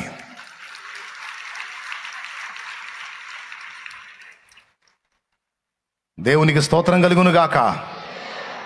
ఒక ఆడపిల్లకు కూడా చెప్తున్నాను నేను. నాకు తెలిసినటువంటి దైవజనురాలు ఒక ఆమె ఉంది. ఆమె ఒక గోల్ కలిగి ఉంది, ఒక గురి కలిగి ఉంది. నేను నా యాత్ర ముగిసేలోపు కనీసం ఇన్ని ప్రాంతాలకు నేను చేరి ప్రార్థనా గుంపులను తయారు చేయాలి, ప్రార్థించేటువంటి ప్రార్థనా వీరులను తయారు చేయాలి అని ఒక గురిని ఏర్పరచుకుంది. ఆ గురిని రీచ్ అవ్వడానికి రాత్రింబగళ్ళు కష్టపడింది, ప్రయాసపడింది. ఆమె నిద్రించే నాటికి నాకు తెలిసి ఇంచుమించు 600 గుంపుల్ని తయారు చేసింది ఆమె నిద్రించే నాటికి ఇంచుమించు 600 గుంపులు. ఏమిటి ఆమె ప్రయాణం అంటే? అనేక మంది గుంపులను తయారు చేయాలి, అనేక మందిని దేవుని ప్రార్థన చేయుటకు, ఆత్మల రక్షణ కొరకు అంగలార్చేటువంటి గుంపులు, రోదన చేసే స్త్రీల గుంపులను నేను తయారు చెయ్యాలి అని నడుంగట్టింది. సువార్త ప్రకటించే గుంపుల్ని కొంతమంది తయారు చేస్తే, ప్రకటించే వారి కోసం ప్రార్థించే గుంపుల్ని కొంతమంది తయారు చేశారు. కొంతమంది తామే వెళ్ళి ప్రకటించారు. రూపాయి కూడేసి తన బ్రతుకంతా ఆ బిల్డింగ్ మీద దృష్టి పెడతాడు. ఇక ఎన్ని బాధలో ఏవి పట్టో, సంపాదించాలి కట్టాలి. ఆ గురి వాళ్ళ మనసులో ఉన్నంత వరకు ఉద్యోగాన్ని సాధించాలనుకున్నవాడు రాత్రి మగళ్ళు తేడా లేకుండా ఎట్లనన్నా చదవాలి అని ఆ పట్టుదల మనసులో పడితే ఇక ఎవడో చెప్పాల్సిన అవసరంలో మనకి చదువు అని. ఏ కొంచెం ఖాళీ దొరికినా సరే పుస్తకం ముందేసుకొని కూర్చొని స్టడీ చేయటం మొదలు పెడతాం. ఎందుకు? నేను అనుకున్నది రీచ్ అవ్వాలి, ఫలానా జాబ్ నేను కొట్టాలనుకున్నా కొట్టి తీరాలి. దేవునికి మహిమ కలుగును గాక. గ్రూప్ 1 గ్రూప్ 2 ఎందులో నువ్వు కొట్టాలనుకున్నావు, ఎందులో రీచ్ అవ్వాలనుకున్నావు, ఒకవేళ నువ్వు ఒక గురి పెట్టుకుంటావు, ఒక లక్ష్యం పెట్టుకుంటావు, నిజంగా నీ హృదయంలో నీ అంతటా నీకు అది పడిందనుకో, నేనన్నా నిలబడి నా కుటుంబాన్ని ఎక్కదీయాలి, నేనన్నా నిలబడి క్రైస్తవ సంఘంలో కొంతమందికి జరుగుతున్న అన్యాయానికి నేనన్నా సమాధానం చెప్పాలని నడుంగడితే, ఇక నువ్వు చదువు, జాగ్రత్తగా ఉండు, క్యారెక్టర్ కాపాడుకో, సాక్ష్యం నిలబెట్టుకో, ఆకర్షణల వైపు వెళ్ళొద్దు అని నీకు ఎవడు చెప్పే పని లేదు. ఓ అమ్మాయి, నీ మనసులో ఆ ఛాలెంజ్ పడింది అనుకో, అమ్మా నువ్వు అబ్బాయిల వైపు చూడొద్దని ఇక మీ అమ్మ చెప్పాల్సిన అవసరంలా, మా అయ్య చెప్పాల్సిన అవసరంలా, నువ్వే చూడవు. ఎందుకంటే ఎటన్నా చూస్తే మళ్ళీ గురి పోయిద్దిగా, అనుకున్న ఛాలెంజ్ పోయిద్దిగా. ఆ ఛాలెంజ్ వదిలిపెట్టి కనపడ్డ ఆకర్షణ వైపు పరిగెత్తడానికి నువ్వు దద్దమ్మవి కాదుగా, నువ్వు పనికి మాలిన దానివి కాదుగా, నువ్వు వెధవవి కాదు కదా. అది ఎదవలు తిరుగుతారు, అట్లా దద్దమ్మలు తిరుగుతారు, పనికి మాలిన వాళ్ళు తిరుగుతారు. రోషము కసి పట్టుదల లేని పనికి మాలిన దద్దమ్మలు తిరుగుతారు గురిని వదిలిపెట్టి.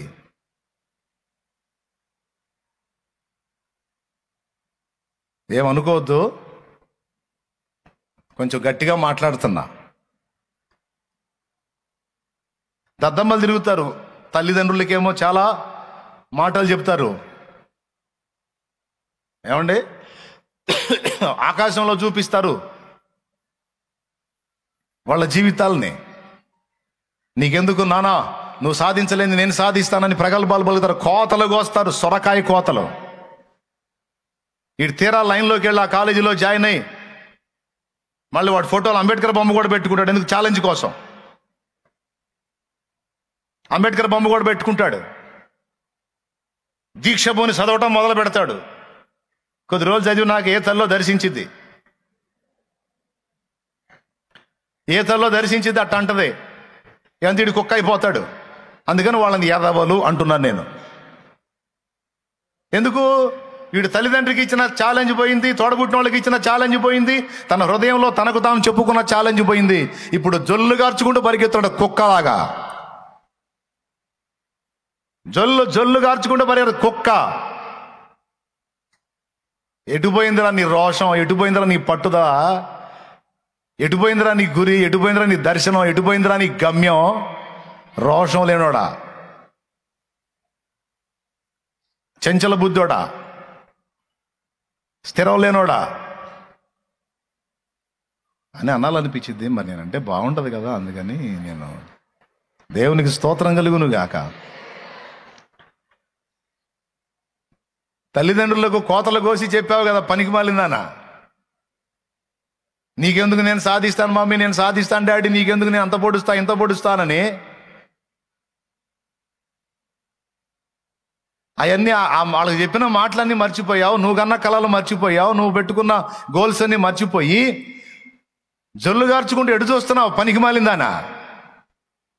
ఎవడో వచ్చి అలాగా చెయ్యి ఓపంగానే కుక్కలాగా పరిగెత్తుతున్నావా? కుక్కలాగా. నువ్వు పెట్టుకున్న దర్శనాలు, నువ్వు పెట్టుకున్న గురి ఏది? పనికి మాలిన దద్దమ్మ. ఇంత ఎదవి ఎందుకు మాట్లాడావు? ఎదవ మాటలో ఇంత ఎదవి ఎందుకు మాట్లాడావు వాళ్ళతో? ఎదవ మాటలో రోషం లేని బతుకు. దేవుని దగ్గరకు వచ్చి కూడా కొంతమంది దేవునితో మాట్లాడతారు, నేను సాధిస్తానయ్యా, నేను అంత చేస్తానయ్యా, నేను ఇంత చేస్తానయ్యా, నేను అట్ట చేస్తానా ఎట్ట చేస్తానా. చివరికి అవి కూడా కలిపేస్తారు. ఏవైనా కొన్ని ఆకర్షణలు, కొన్ని పాములు కనపడి అట్లా తోకోపగానే అవి కూడా పోతాయి కొంతమంది దరిద్రులకి. ఏమనుకోవద్దు, రోషం తెచ్చుకుంటారని చెబుతున్నా. సిగ్గు తెచ్చుకొని మార్పు చెందుతారు, పట్టుబడతారని చెప్తున్నా. నిజంగా నీ గుండెల్లో దీక్ష సరైనదైతే, సరైన గురిని నువ్వు ఏర్పరచుకుంటే దాన్ని రీచ్ అయిన దాకా నిద్రపోకూడదు. పోవు.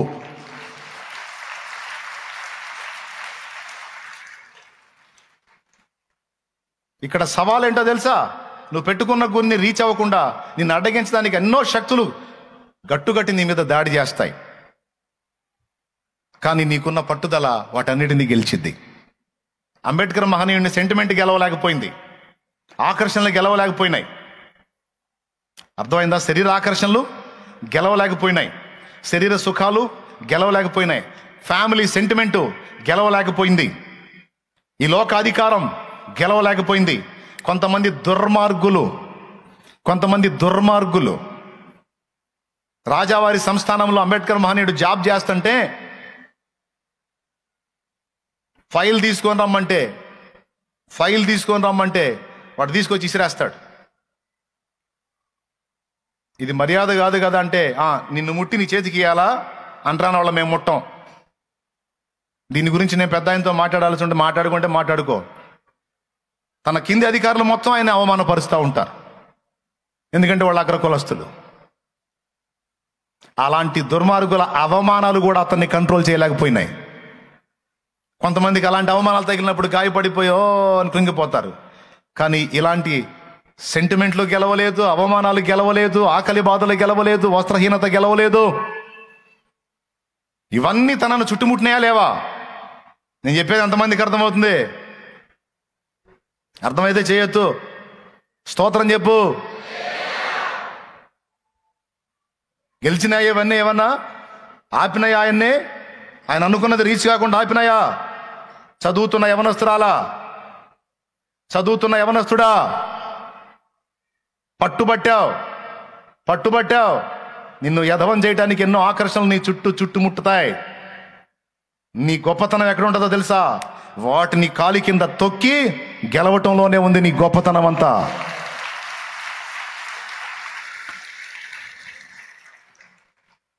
దేవునికి స్తోత్రం కలుగును గాక.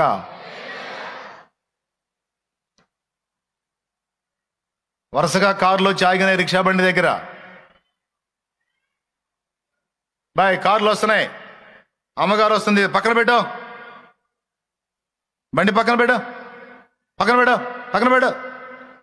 పాపం గడగడలాడుతా పక్కకు తీసుకెళ్తున్నాడు బండి. ఈలోపు అమ్మగారు రానే వచ్చింది, కారు దిగింది, చక్క నడుచుకుంటూ రిక్షా బండి దగ్గరికి వెళ్ళింది. మేడం రిక్షా బండి, మీ కారు ఆగవే అడిగిపోయింది. ఆ రిక్షా బండి అని పట్టుకుంది, ఏడ్చింది, బండికి కూసుంది, ఇంకా పదా అంది. ఆయన కూడా ఏడుతున్నాడు. ఎవరి అమ్మగారు? అన్ని బళ్ళు వచ్చినాయి, ఆ వెనక పెద్ద సెక్యూరిటీ వచ్చింది, అందరిని వదిలిపెట్టి రిక్షా బండి ఎక్కి కూర్చుంది. ఏంటి మేడం, ఇన్ని కార్లు ఇంత సెక్యూరిటీ ఉంటే మీ ప్రొటెక్షన్ మా బాధ్యతగా మేడం, మీరు వెళ్ళి రిక్షా బండిలో కూర్చున్నాడు. వారు పిచ్చోడా, మా నాన్న ఆయన, మా నాన్న ఈ బండి లాగే నన్ను చదివించాట. ఈ బండి లాగే చదివించాడు. ఈ బండి మీద నన్ను తీసుకెళ్ళేవాడు, తెచ్చేవాడు. మా నాన్న కోరికే నేను కలెక్టర్ అవ్వాలని. మా నాన్న కోరికే నా గుండెల్లో పెట్టుకున్నా. నన్ను కన్న నా తండ్రి ఆశ తీర్చాలని గుండెల్లో పెట్టుకున్నా. నేను వెళ్తున్నా, అందరూ వెళ్ళినట్టు కాలేజీకి వెళ్తున్నా. నా చుట్టూ అందరి చుట్టూ ఉన్న ఆకర్షణలు ఎన్నో ఉన్నాయి, కానీ అవన్నీ నన్ను గెలవలేకపోయినాయి. కారణం, నా తండ్రిని ఎట్లనైనా నేను ఘనపరచాలి, నా తండ్రి ఆశ ఎట్లనైనా నేను తీర్చాలి. నీ ప్రయాన్ని బట్టి నీకుంటాయమ్మా శోధనలో, నీ ప్రయాన్ని బట్టి నీకుంటాయి తమ్ముడు ఆ శోధనలో. కాదని నేను అనను, మనకుంటాయి. పరిస్థితులను బట్టి కొన్ని రకాల ఒత్తిళ్లు ఉంటాయి, కొన్ని శోధనలు ఉంటాయి, అవమానాలు ఎదురవుతాయి, ఇబ్బందులు ఎదురవుతాయి, ఆకర్షణలు ఎదురవుతాయి. వాటన్నిటిని పంటి బిగున అణుచుకొని అణిచిపెట్టి అనుకున్నది సాధించడానికి పరిగెత్తుతాం చూడు, అది వీరత్వం అంటే, అది శూరత్వం అంటే, అది ధీరత్వం అంటే.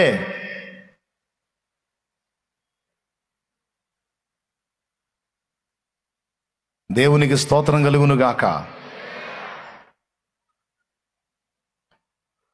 పాయింట్ నెంబర్ 1 ఏం చెప్పాను నేను?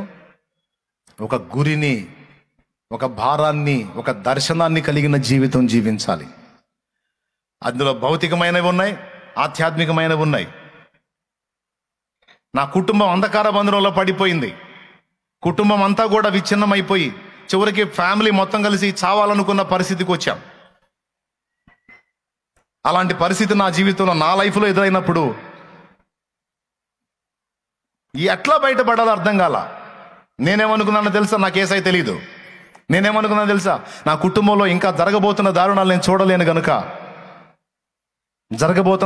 చూడలేను గనుక నా ప్రాణం పోతే బాగుండు, నేను అందరికంటే ముందు పోతే బాగుండని నేను మరణాపేక్ష గలవాడినే ఆలోచన చేయటం మొదలుపెట్టినప్పుడు ప్రభువు నన్ను దర్శించాడు. నా కుటుంబాన్ని ఎలా తీసుకోవాలో, నా కుటుంబాన్ని ఎలా ప్రొటెక్ట్ చేసుకోవాలో, నా కుటుంబం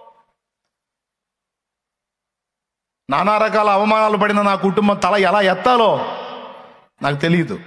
ఆశ ఉంది, ఒడ్డుకు తేవాలని ఆశ ఉంది. అవకాశం దొరికితే నేను ఒక్కడైనా కష్టపడి నా కుటుంబాన్ని, కనీసం చచ్చైనా సరే నా కుటుంబాన్ని ఎక్కదీయాలన్న ఆశ ఉంది. కానీ ఎలా చేయాలో నాకు తెలియదు, ఎలా ముందుకెళ్లాలో నాకు తెలియదు, అసలు నేను ఎలా బతుకుతున్నానో నాకు తెలియదు. అలాంటి టైంలో నా ప్రభువు నన్ను దర్శించాడు.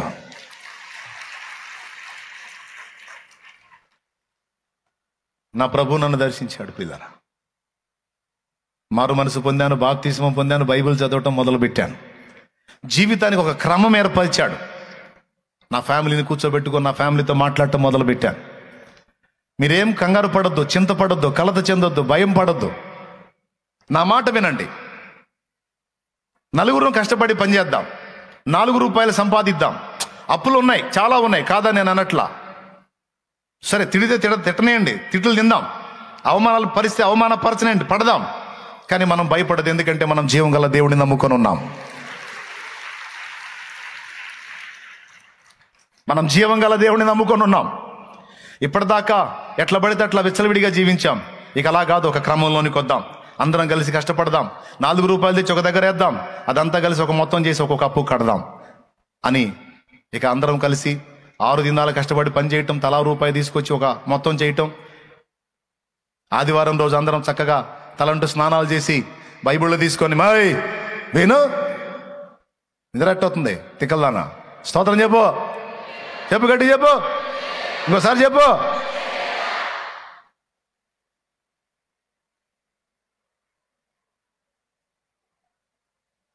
తలంటూ స్నానం చేసి ఆదివారం పరిశుద్ధ గ్రంథం చేత పట్టుకొని మొత్తం ఎవరు బైబిల్ వాళ్ళు తీసుకొని మందిరానికి పోయి చక్కగా దేవుని సన్నిధిలో గడిపి మళ్ళీ ఇంటికి వచ్చి అంత ఆహారం తిని మళ్ళీ కాసేపు ప్రార్థన చేసుకొని కాస్త రెస్ట్ తీసుకొని మళ్ళా సోమవారం నుంచి మళ్ళీ కష్టం చేసుకోవడానికి మళ్ళీ వెళ్ళి ఆ విధంగా ఇక ఎవరికి ఏ గొడవ వచ్చినా, ఇష్యూ వచ్చినా నాది.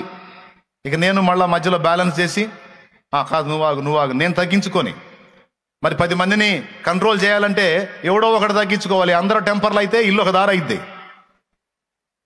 అందరూ ఆశోదోళ్ళు అయితే ఇల్లు బాగుపడేది ఎప్పుడండి?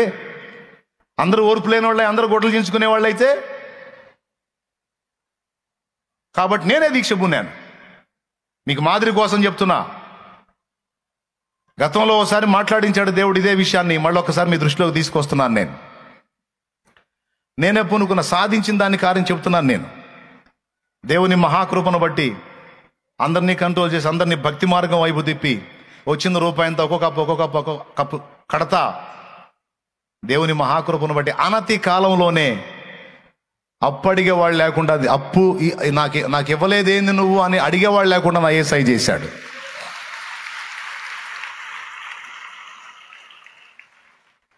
చిలకలూరిపేటలో ఇక ఉనికే లేదురా అనుకున్న ఈ చిలకలూరిపేటలోనే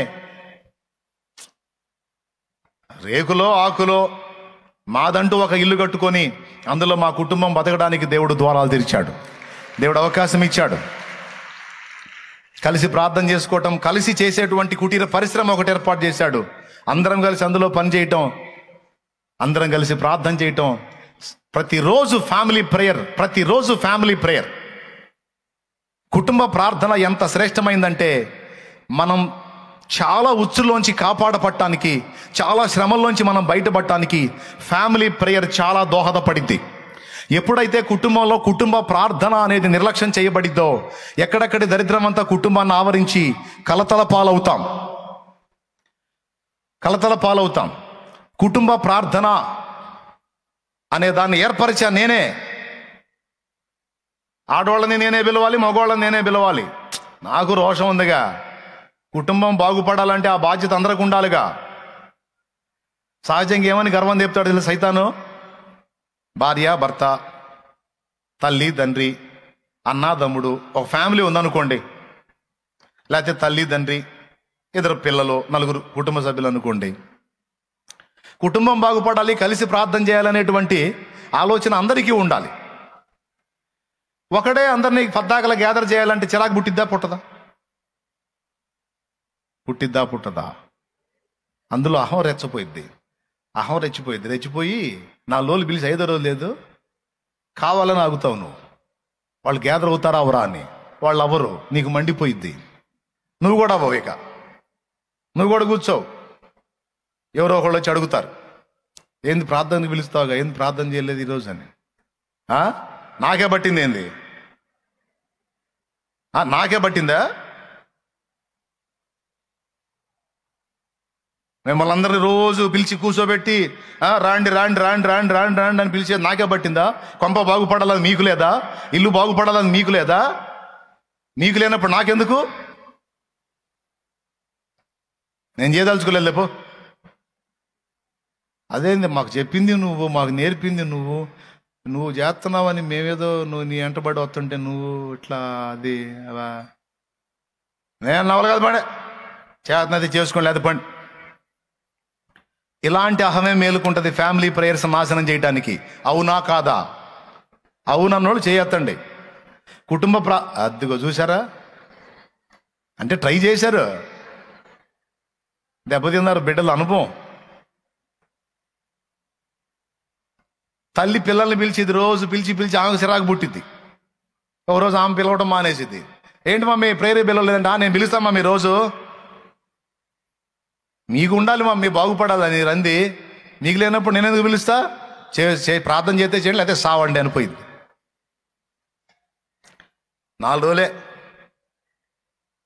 నేను అట్లా కాదు, వాళ్ళకి అలవాటు అయిన దాకా, వాళ్ళు ప్రార్థన చేయకపోతే వాళ్ళకి ప్రశాంతత ఉండన్న దాకా వాళ్ళని అలవాటు చేశా. అప్పటిదాకా తగ్గించుకున్నా. నేనే అంతకుముందు ఎవరు నాకంటే గొప్ప అంటే ఊరుకునేవాడిని. అలాంటిది ఇప్పుడు ఇంట్లో ఎవరు ఏంది నేను అంటే నువ్వేనా, నువ్వు పెద్ద తోపు కదా.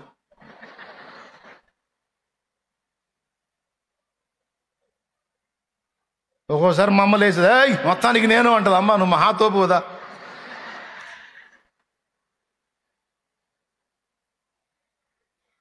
దేవునికి స్తోత్రం కలుగును గాక. ఎక్కడ ఉంటుంది ఈ మధ్యలో? నువ్వు ఇంకా గొప్పదాని రామ్మ కూర్చో. అందరినీ కూర్చోబెట్టి ఇక రోజు ప్రార్థన అట్లా. ఇప్పుడు ఎందుకంటే నా హృదయంలో ఒక గురి ఉంది. ఎట్లనన్నా నా ఫ్యామిలీని కలిపి కట్టాలి, నా కుటుంబాన్ని కట్టుకోవాలి, భక్తిలో కట్టాలి, ఆత్మీయతలో కట్టాలి. ఈ అప్పుల బాధల్లోంచి బయటికి తీసుకొచ్చి నా కుటుంబం కూడా సమాజంలో తలెత్తుకొని తిరిగేటట్టు నా ఫ్యామిలీని నేను ఎక్క తీసుకోవాలనే రంది నా హృదయంలో పడింది. దానికి ఒకప్పుడు ఆధారం లేదు, ఇప్పుడు యేసయ్య నాకు ఆధారం దొరికాడు కనుక ఆయన్ని పట్టుకొని తిప్పలు పడ్డా.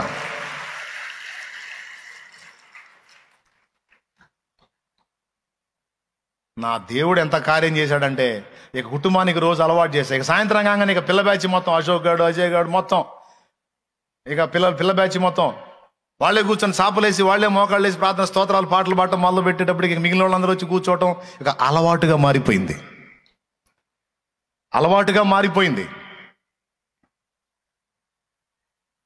ఈ అలవాటు ఎంత దారి తీసిందో తెలుసా? రోజు మేము కలిసి కుటుంబం కలిసి ప్రార్థన చేయటం ఈ అగ్ని పోయి పక్కేళ్ళకి తగులుకుంది. పక్కన ఇళ్ళు మండటం మొదలు పెట్టినాయి.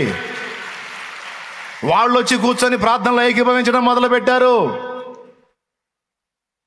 ఇక వాళ్ళని బలపరచడం మొదలు పెట్టా. ఇక వాళ్ళు పెరిగి వాళ్ళు వీళ్ళు మొత్తం కలిసి కూర్చుంటే ఒక కూటం అయింది. ఇక రోజు సాయంత్రం ఒక కూటం. చివరికి ఆ శాంతినగర్ సమాజంలో దాదాపు ప్రతిరోజు సాయంత్రానికి 40 మంది కూర్చొని ఆరాధించడం మొదలు పెట్టారు. ఫ్యామిలీ ప్రేయర్ కాస్త పరిచర్యగా మార్పు చెందింది. కుటుంబ ప్రార్థన కాస్త సంఘ సహవాసంగా మార్పు చెందింది. ఆ ఇల్లే ఒక మందిరం అయిపోయింది. నా ఇల్లే దేవాలయం అయిపోయింది. కుటుంబ సభ్యులందరూ ప్రార్థనా పరులు, వాళ్ళందరూ రక్షణ పొందారు. ఇక వాళ్ళని బట్టి మిగిలిన వాళ్ళు ఇక వాళ్ళు ఆ చిన్న కుటుంబం కాస్త ఈరోజు ఇంత పెద్ద కుటుంబం అయింది.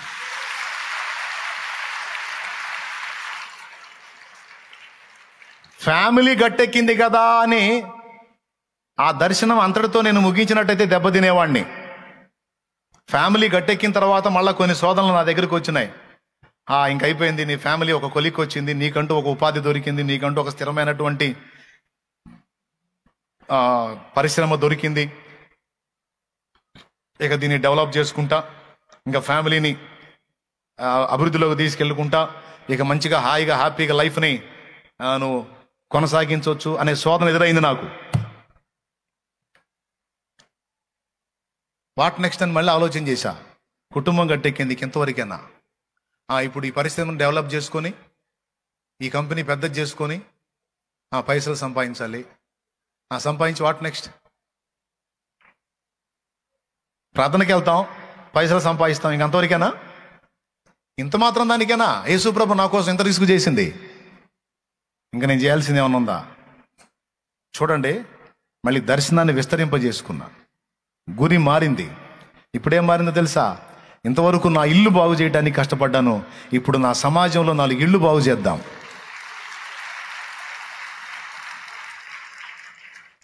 ఇప్పుడు సమాజం మీద దృష్టి పెట్టి నా ప్రభు ప్రేమను సమాజానికి ప్రకటించి 4 ఆత్మలు రక్షిద్దామని గురిని అటు తిప్పుకున్నా. దేవుని పని, ఎందుకంటే కృతజ్ఞత. ఫ్యామిలీ మొత్తం చచ్చే వాళ్ళని పట్టుకున్నాడు కదా, అడ్రస్ లేని వాళ్ళని తీసుకొచ్చి నిలబెట్టాడు కదా, ఎక్కడైతే అవమానం పొందాం అక్కడే తల ఎత్తి సవాల్కరంగా నిలబెట్టాడు కదా.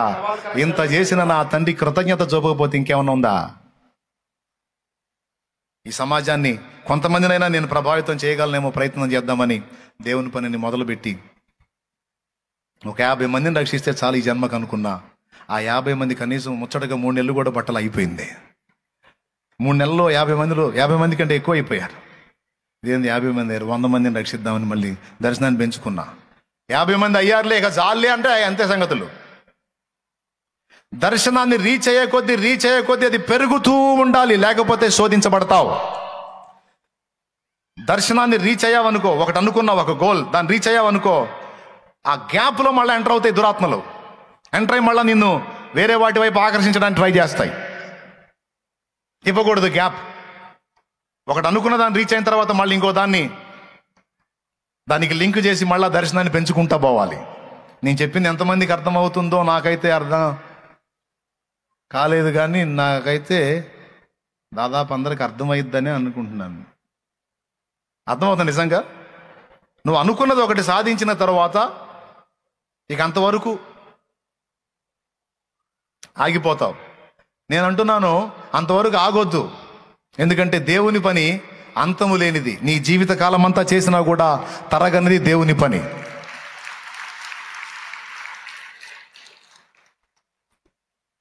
మనుష్య పని అనుకో, ఉద్యోగం సాధించాలి సాధించాలి సాధించాలని ఉద్యోగం సాధించిన తర్వాత సప్పపడతావు. ఇల్లు కట్టాలి కట్టాలి కట్టాలి, ఓకే ఇల్లు కట్టావు, సప్పపడతావు. ఇక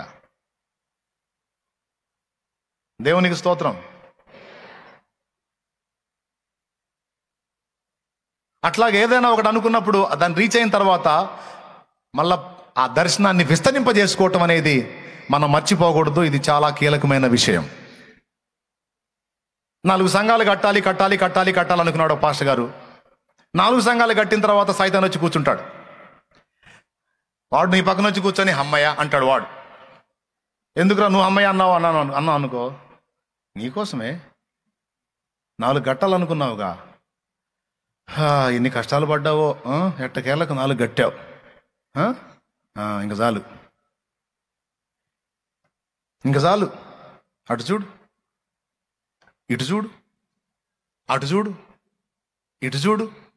ఇన్నాళ్ళు ఇవన్నీ పొందుకోవాలా నువ్వు, ఇప్పుడు చూడు. ఇన్నాళ్ళు వీటన్నిటిని పక్కన పెట్టి 4 సంఘాలు 4 సంఘాలు 4 సంఘాలు 4 సంఘాలు అని తిరిగావు, కట్టావుగా, ఇప్పుడు అటు చూడు, ఇటు చూడు అని వాడు నీ దృష్టి మళ్లించడానికి ట్రై చేస్తాడు. అప్పుడు నువ్వు చెప్పాల్సింది ఏం తెలుసా? 4 సంఘాలు నీకు చెప్పింది ఎవడురా లూసి, 40 సంఘాలు రా అని చెప్పాలా. అంటే గురిని, దర్శనమును విస్తరణ చేసుకోకపోతే నీవు అనుకున్న గోల్ రీచ్ అయిన తర్వాత మళ్ళా శూన్యమే మిగిలిద్ది. కావాలంటే చూడండి, ఒక ఆమె అనుకుంది మహానటిని కావాలి అని. స్టార్టింగ్లో సినిమా ఆఫరే లేదు ఆమెకి. సినిమాలు కూడా మనకి ఎందుకు అనొద్దు, నీకు అర్థం కావాలి. లోకస్తుల గురించి చెప్తున్నా విను.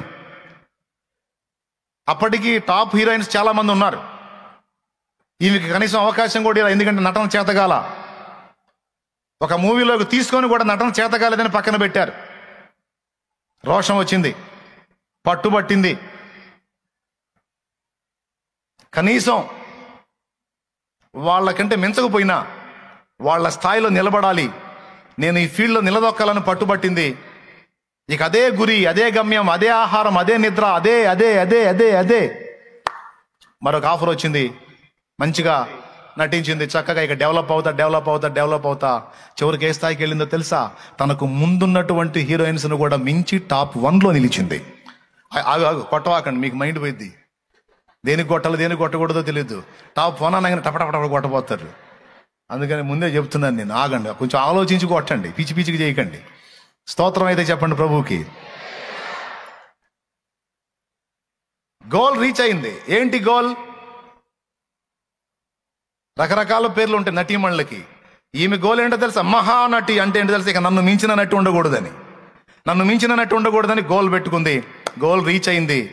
ఆ గోల్ రీచ్ అయ్యేటప్పటికి ఇంచుమించు నాకు తెలిసిన అంచనా ప్రకారం ఒక 30 ఇయర్స్ 35 ఇయర్స్కే ఆ గోల్ రీచ్ అయింది ఆమె. What next? ఇంకెట్లా అయిపోయిందంటే ఒక యువరాణిలాగా అయిపోయింది. ఆమె ఇల్లు చెన్నైలో ఒక బజారు మొత్తం కలిసి ఆమె బంగ్లా. కారుల్లో అప్పట్లో టాప్ 1లో ఉన్న కార్లు ఆమె ఇంటి ముందు క్యూలో ఉన్నాయి. పనివాళ్ళు ఆమె ఇంటి నిండా ఉన్నారు. మీకు తెలుసా, ఆమె నటించేటువంటి సినిమాల్లో ఒరిజినల్ నగలు తయారు చేయడానికి, ఒరిజినల్ నగలు తయారు చేయించుకొని మెడ మీద వేసుకుందామే. ఒరిజినల్ నగలు, గిల్టు కాదు. ఆమెకి ఆ నగలు తయారు చేసేటువంటి ఆ పనివాళ్ళు అచ్చంగా ఆమె ఇంట్లోనే కొన్ని కుటుంబాలు బతికినాయంటే నమ్మగలరా?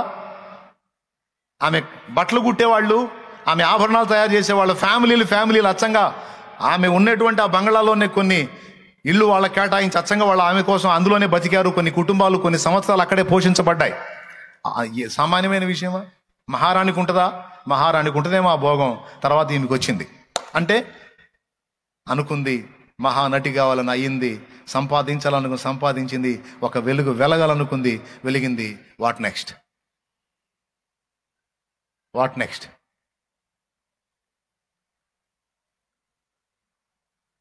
అంత కొండను చూసి ఎట్లనన్నా కొండ ఎక్కాలి, కష్టపడి ఎక్కాలి, పడి లేచి ఎక్కింది. ఇక కొండ ఎక్కిన తర్వాత ఇక నెక్స్ట్ ఏంటి చెప్పనా? ఇక దిగటమే. ఆ పైన గురి లేకపోతే నెక్స్ట్ ఏంటో తెలుసా? ఇక దిగటమే. మైండ్ బాగున్న వాళ్ళకి అర్థమైతే నేను చెప్పింది. మైండ్ పనిచేయని వాళ్ళకి నేను నా వల్ల కాదు, కానీ మైండ్ బాగున్న వాళ్ళకి మాత్రం బాగా అర్థమైతే నేను చెప్పింది.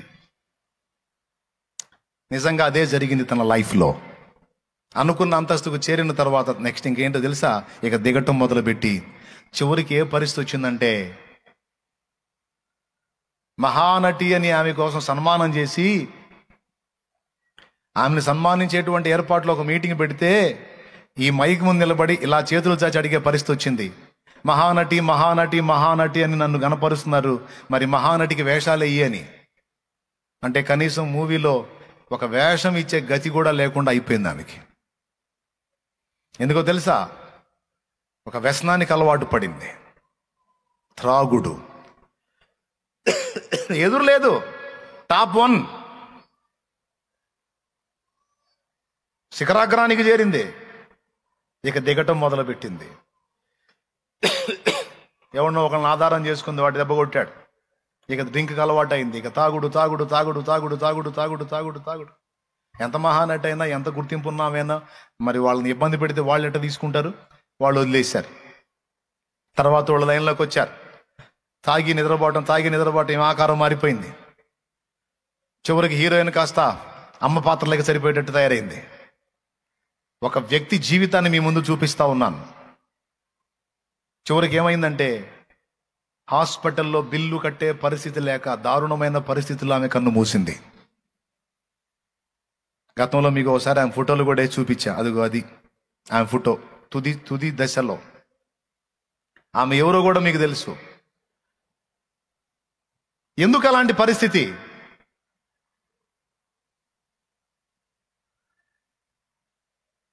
చాలా నాన్న తీసే, వాళ్ళకి ఎందుకు తెలియదు, నాకంటే పండితులైతే వాళ్ళు. నేను మ్యాటర్ మొదలు పెట్టగానే ఫలానావులే మాకు తెలుసులే అని పక్కన వాళ్ళకి పొడిసే ఉంటారు ఈ పాటికి. దేవునికి స్తోత్రం. చెప్పు, గట్టిగా చెప్పు.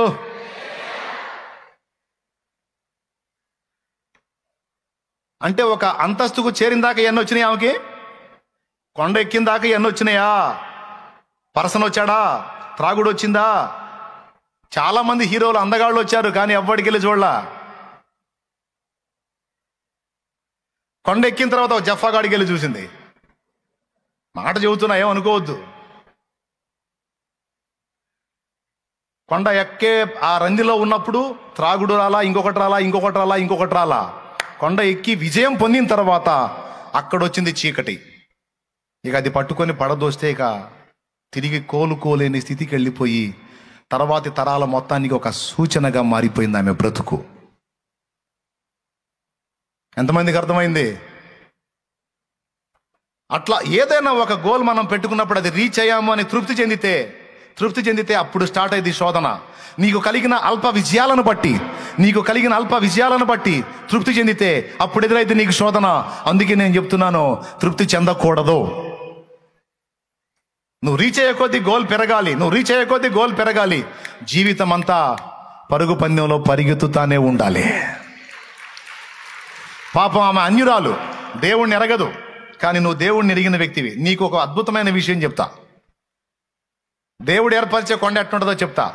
మనుషులు ఏర్పరచుకున్న కొండ కష్టపడి ఎక్కి టాప్కు చేరొచ్చు. కానీ దేవుడు ఏర్పరిచే కొండ ఎట్లుంటుందో తెలుసా? దేవుడు చెప్తున్న మాట, ఇదిగో ఇది ఎక్కాలి నువ్వు అంటాడు.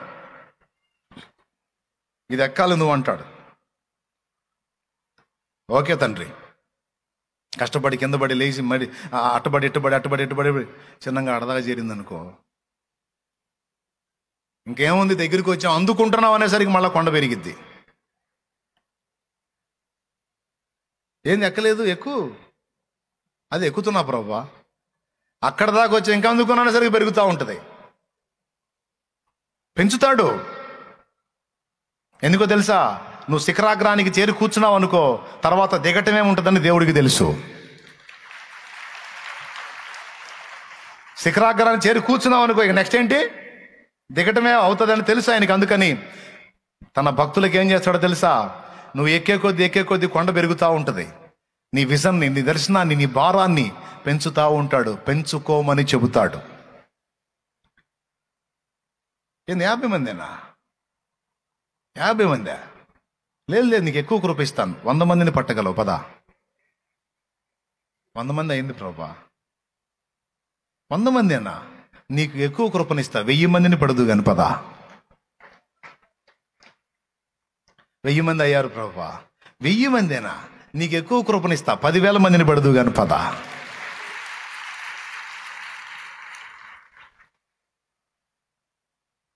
ఏమైనా అర్థమవుతుందా నేను చెప్పేది? ఒకటి అనుకున్నది సాధించాం అని తృప్తి చెందొద్దు. ఫస్ట్ ఏం చెప్పాను? ఏదో ఒకదాన్ని గురిపెట్టుకొని కష్టపడండి, రోషం కలిగి ఉండండి, దద్దమ్మలాగా ఉండకండి అని చెప్పా. ఆ గురిని సాధించే రందిలో ఏ ఆకర్షణలు కూడా నేను గెలవవు. అందుకే నేను ఫైనల్గా చెప్పేది ఏంటంటే, ఈ ఆకర్షణలలో, ఈ ఉచ్చులలో చిక్కుపడకుండా తప్పించుకోవాలి అంటే పరుగు పందెంలో నువ్వు పరిగెత్తుతూ ఉంటేనే మంచిది. నీ దర్శనాన్ని విస్తరింపజేసుకుంటేనే మంచిది. నీ భారాన్ని పెంచుకుంటేనే మంచిది. ఏదో ఒకటి పెట్టుకొని పరిగెత్తుతుంటేనే నీకు భద్రత. ఏదో ఒకటి గురి పెట్టుకొని కష్టపడుతుంటేనే నీకు సెక్యూరిటీ. తృప్తి చెంది ఆగావా, అవుట్. తృప్తి చెంది ఆగావా, దెయ్యాలని చేరితే నీ చుట్టూ ఇక కిందకి లాగుతాయి. ఓకేనా? ఇప్పుడు ఒక పాట పాడదాం. ఎక్కలేని ఎత్తైన కొండ ఎక్కించుము నన్ను పరిశుద్ధ కొండ. ఎక్కలేని ఎత్తైన కొండ ఎక్కించుము నన్ను పరిశుద్ధ కొండ. చక్కని ప్రభు నీ మోము చూడా, చక్కని ప్రభు నీ మోము చూడ.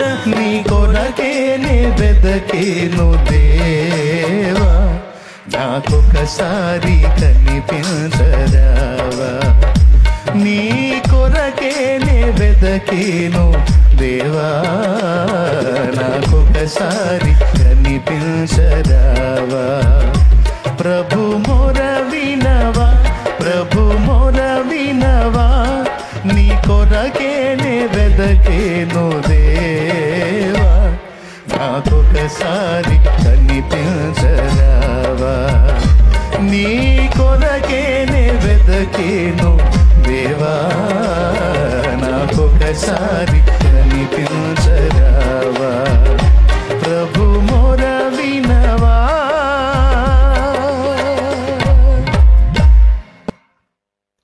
ఒకసారి మీ జీవితాలు మీరు ఆలోచించండి. నీకు ఏ గురి లేదు, ఏ భారం లేదు. అసలు ఏంది, ఎట్లా గడుస్తుంది నీకు రోజు?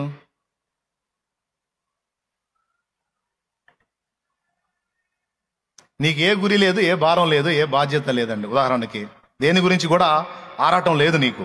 ఎట్ట గడుస్తుంది నీ రోజు? నేను చెప్పనా, పిచ్చెక్కింది నీకు. ఎంతమంది ఒప్పుకుంటారు? ఎక్కిద్దా ఎక్కదా? ఇక పిచ్చిలో పడ్డట్టుండి ఏం చేయాలో అర్థం కాక, ఏమండి, చిన్నప్పుడు పిల్లలు చిన్నగా ఉన్నప్పుడు వాళ్ళకి రెక్కలు తేవాలి, పెళ్ళిళ్ళు చేయాలి, వాళ్ళకి ఇల్లు సంసారాలు అనిపిస్తుంది. టపా టపా టపా చూస్తుండగానే అయిపోయింది. అది అయిపోయింది. పిల్లలు పెద్ద అయ్యారు, పెళ్ళిళ్ళు అయిపోయినాయి, పనోళ్ళు అయ్యారు, ఉద్యోగస్తులు అయ్యారు, ఇంక అయిపోయింది. What next? ఇంకేముంది? ఇంక చావటమే. నేను చెప్పేది వాస్తవం అండి. ఇంకేం అయిపోయింది కదా, రీచ్ అయ్యాం కదా. అప్పటిదాకేమో రోగం వచ్చినా సరే డాక్టర్కి ఏం చెబుతారు? నా పిల్లల కోసం నేను బతకాలి. డాక్టర్ గారు, నా పిల్లల కోసం నేను బతకాలి డాక్టర్ గారు అనేది. అంతా అయిపోయింది, రీచ్ అయ్యింది. ఇప్పుడు పిల్లలు కూడా గట్టెక్కేశారు. ఇంక వాట్ నెక్స్ట్? ఏముంది చేయడానికి? లోకంలో ఏం పని లేదా? అయితే దేవుడు అంటున్నాడు, నా దగ్గర నీ బ్రతుకంతటికి సరిపోయినంత పని ఉంది, రా. ఏమీ లేదు, ఏ పని లేదు, నేను ఎందుకు అనుకుంటావు? పిచ్చి మొఖమా, రా. నీ ద్వారా నేను ఆత్మని రక్షించుకుంటాను, నా పరిచర్య చేద్దు గాని రా, ప్రార్థన గుంపుల్ని తయారు చేద్దు గాని రా, అనేక ప్రాంతాలు దర్శిద్దు గాని రా, అనేక ఊళ్ళు తిరుగుతూ గాని రా, నీ బంధుజనాల దగ్గరికి నేను పంపిస్తారా? పోయి వాళ్ళకి చెప్పు, వాళ్ళని పట్టుకో, సాక్షిగా నిలువు. అనేక ప్రాంతాలు తిరుగు. ఇప్పటిదాకా నీ కోసం, నీ పిల్లల కోసం కష్టపడ్డావు. ఇప్పటిదాకా నీ కోసం, నీ ఇంటి కోసం, కేవలం నీ ఫ్యామిలీ కోసం కష్టపడ్డావు. గట్టెక్కారు. ఇప్పుడు రా, ఇప్పుడన్నారా రా రా పూర్తి కాలం. ఇక నా దగ్గర రిటైర్మెంట్ లేదు. చాలా మంది జాబ్స్ చేస్తారు, రిటైర్ అవుతారు. What next? ఇక సావటమే. చచ్చిందాకా, ఏదో మంచి కంపెనీ జబ్బు వచ్చిందాకా ఖాళీగా కూర్చొని ఆలోచిస్తే ఎదురు చూడటమే. ఇంకా ఏం కంపెనీ జబ్బు రాలేదు ఏందబ్బా అని. దేనికి? పోవటానికి. No no no no no no no no no. Yesayya సేవలో రిటైర్మెంట్ లేదు. యేసయ్య ఇచ్చే జాబులో రిటైర్మెంట్ లేదు. ఆడవాళ్ళకి లేదు, మగవాళ్ళకి లేదు. బతికినంత కాలం నువ్వు చెయ్యి, నీ ఓపిక, పరిగెత్తు. 40 ప్రాంతాలు తిరిగావు, కట్టావు. 40 ప్రాంతాలు గురిపెట్టుకో. నా ప్రాణం పోయే లోపు 40 ప్రాంతాలను చుట్టుముట్టాలి. 40 ప్రాంతాల్లో దేవుని సంఘాలు కట్టబడాలి.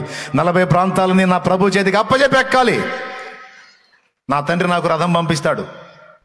నా ప్రాణం పోయేటప్పుడు నా తండ్రి నాకు రథం పంపిస్తాడు. నేను రథం ఎప్పుడు ఎక్కాలో తెలుసా? ఇప్పుడు 4 ప్రాంతాలు ప్రభావితం చేసి, ఇంకా 40 ప్రాంతాలు ప్రభావితం చేసి, అప్పుడు నా తండ్రి పంపిస్తాడు. అప్పుడు ఎక్కిపోతారు రథము పైన.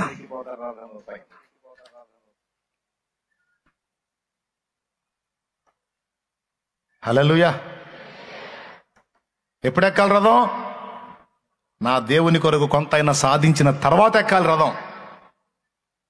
ఈలో పంపుతానన్నా వద్దని చెప్పాలి.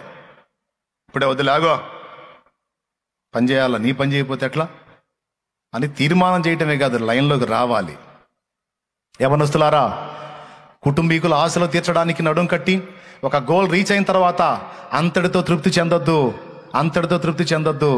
అంతకంటే శ్రేష్టంగా నిన్ను కన్నవాళ్ల గోల్ రీచ్ అవ్వడానికి నువ్వు అంత కష్టపడితే, నిన్ను సృష్టించిన వాడి గోల్ ఒకటి ఉంది. సృష్టించిన వాడి గోల్ ఉన్నాయి కొన్ని. అవి రీచ్ అవ్వడానికి ఆ నెక్స్ట్ నుంచి నువ్వు లైన్లోకి రావాలి.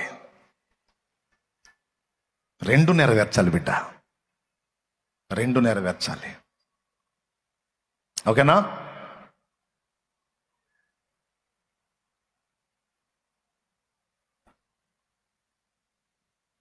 ఇంక ముగించేద్దా? లాస్ట్ మాట ఒక్కటే, ఒక ముక్క చెప్పి ముగిస్తా. ఫ్యామిలీ గోల్ అంటే, కుటుంబానికి సంబంధించిందంటే, ఇప్పుడు రిక్షా బండి ఆయన కూతురు కలెక్టర్ కావాలి, ఆశ తీరింది. ఇక ఆయనకి తృప్తి. సరే, అది పక్కన పెట్టేద్దాం.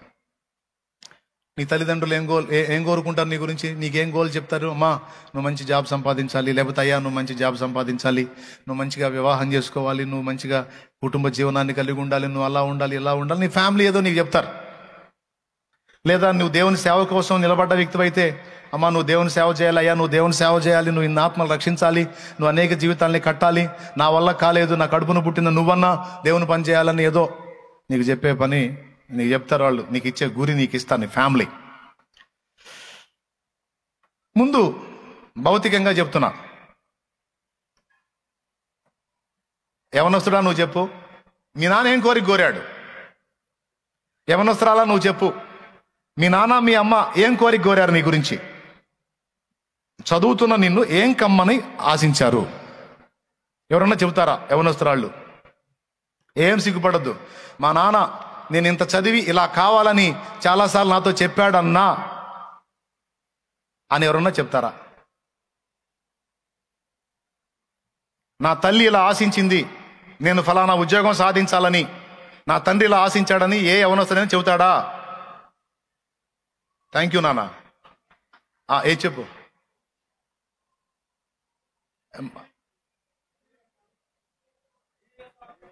ఐఏఎస్ ఆఫీసర్ అవ్వాలి నాన్న నువ్వని నీ తండ్రి కోరికే, తల్లి కోరికే.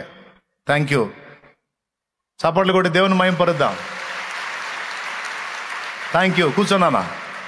ఆడపిల్లలు ఎవరు లేవలేదు, మీ అమ్మ ఏం చెప్పలేదా నీకు? ఇంత సిగ్గుపడితే నువ్వేం సాధించాలి చెప్పు మరి.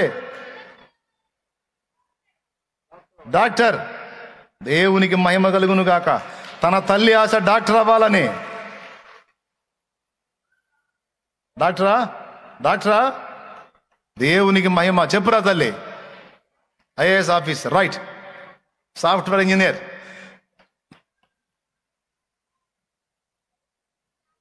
వినపట్లేదురా.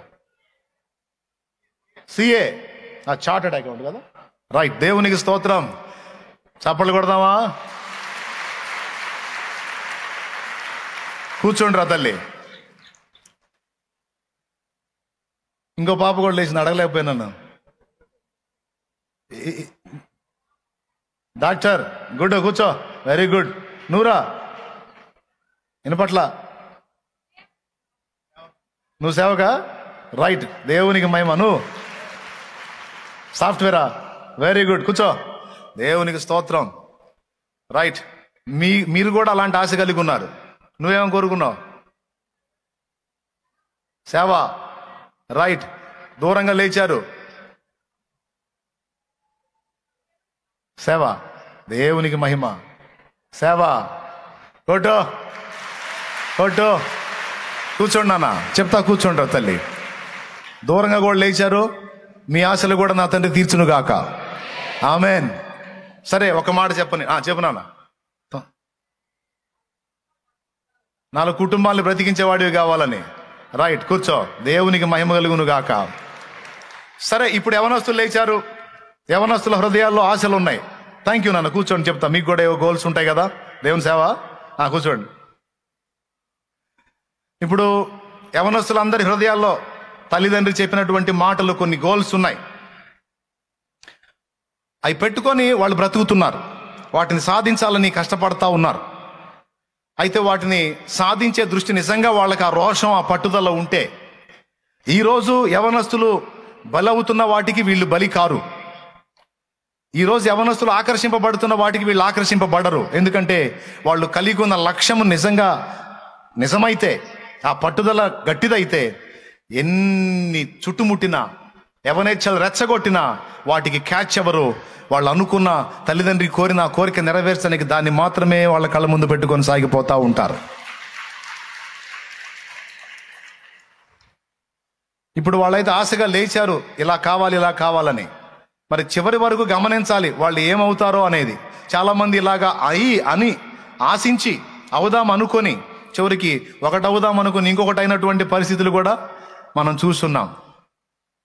కానీ ఈ బిడ్డలైతే, ఇప్పుడు ఇక్కడ ఉన్న బిడ్డలు, నా బిడ్డలు, ఆత్మీయ బిడ్డలు అందరూ కూడా తల్లిదండ్రులు వారు ఆశించిన స్థితిలో వాళ్ళు అలాగా అభివృద్ధి చెందాలని మనస్ఫూర్తిగా నేను కోరుకున్న నా ప్రభు నామాన్ని బట్టి దీవిస్తున్నా. దేవుని వాక్యం ఉండనే ఉంది. నీకు పుట్టిన వారిని నేను ఆశీర్వదిస్తాను, తలగా ఉంచుతాను కానీ వాళ్ళని తోకగా ఉంచనని నా తండ్రి మాట్లాడాడు. చాలామంది భక్తుల పిల్లలు ఈరోజు ఉన్నతమైనటువంటి హోదాలలో ఉన్నారు. చాలా కష్టపడి, నానా బాధలు పడి పెంచుకొచ్చిన పిల్లలు ఈరోజు అగ్రస్థానాల్లో కూర్చొని ఉన్నారు. నా దేవుడు చేర్చాడు వాళ్ళని అక్కడ. నా దేవుడు తీసుకెళ్లి కూర్చోబెట్టాడు వాళ్ళని అక్కడ. ఈరోజు ఇక్కడున్న బిడ్డల్ని కూడా నా తండ్రి తీసుకెళ్లి కూర్చోబెడతాడు అక్కడ. ఆమేన్. కొంతమంది బిడ్డలు డాక్టర్లం కావాలి అని కోరారు. ఆమేన్, అగుదురుగాక. వైద్యులు కావాలి, అనేక మంది ప్రాణాలని కాపాడేవాళ్ళు కావాలి. అంతేకాదు ఇంకా ఏమేం కావాలనుకున్నారు అవన్నీ వారి ఆశలు నా తండ్రి తీర్చును గాక. ఇది తల్లిదండ్రుల ఆశ. మీ నాన్న ఏం కోరాడమ్మా అంటే చెప్పింది, మీ అమ్మ ఏం కోరిందమ్మా అంటే చెప్పింది. రైట్, దాన్ని నెరవేర్చడానికి ఇప్పుడు కష్టపడుతుంది. అయితే సృష్టికర్త ఆశ ఉంది, అదొక్కటి చెప్పి ముగిస్తా. అది నేను ఒకే ఒక మాట చెప్పి ముగిస్తానంది. తల్లిదండ్రుల ఆశలు గుర్తుపట్టిన పిల్లలారా, మనందరి నాన్న ఒక ఆయన ఉన్నాడు. ఏందో ఆయన పేరు ఏమండి? పరలోక తండ్రి. ఓకే, మన ప్రాణ ప్రియుడు ఉన్నాడు. ఆయన పేరేంటి? యేసయ్య. మనల్ని నడిపిస్తున్న నాయకుడు ఉన్నారు. ఆయన పేరేంటి? పరిశుద్ధాత్మ. తండ్రి, కుమార, పరిశుద్ధాత్మ. త్రియేక దేవునికి కూడా మన విషయంలో కొన్ని ఆశలు ఉన్నాయి. వాటిల్లో 2 ఆశలు మీకు చెప్తా, చెప్పి నేను ముగిస్తా.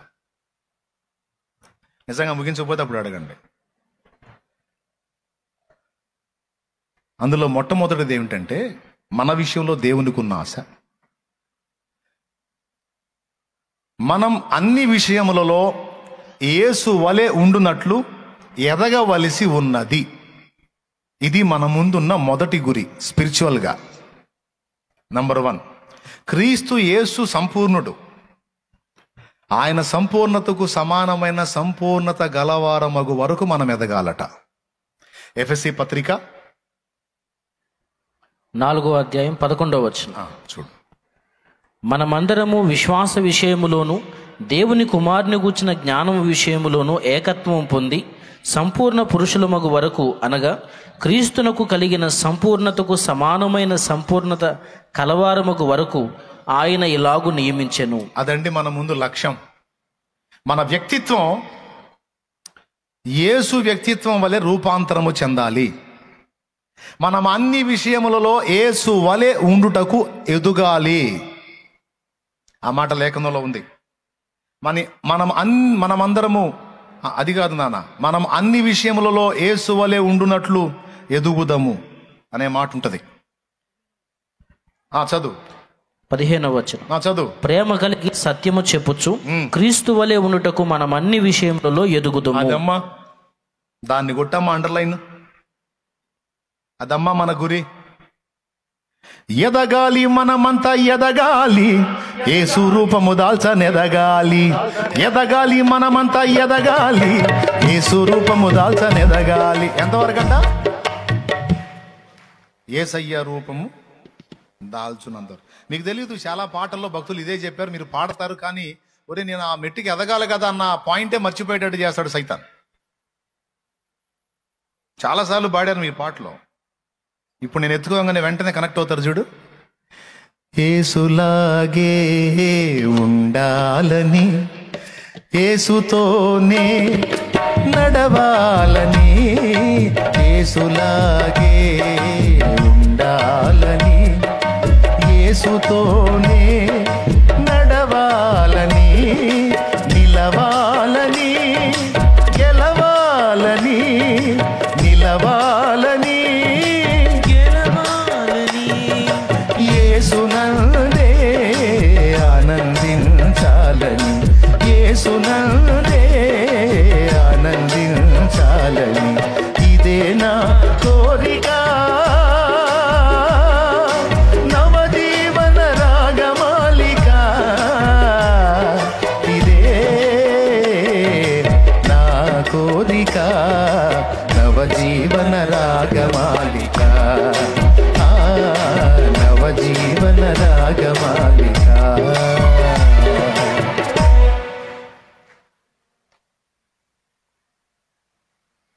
ఏది మళ్ళీ పాడండి చరణం. యేసులాగే ఉంటుంది అంటే మన ముందున్న ఛాలెంజ్ ప్రేమించుటలోనూ, క్షమించుటలోనూ, సహించుటలోనూ, త్యాగము చేయుటలోనూ, ఆదరించుటలోను, మంచితనములోను,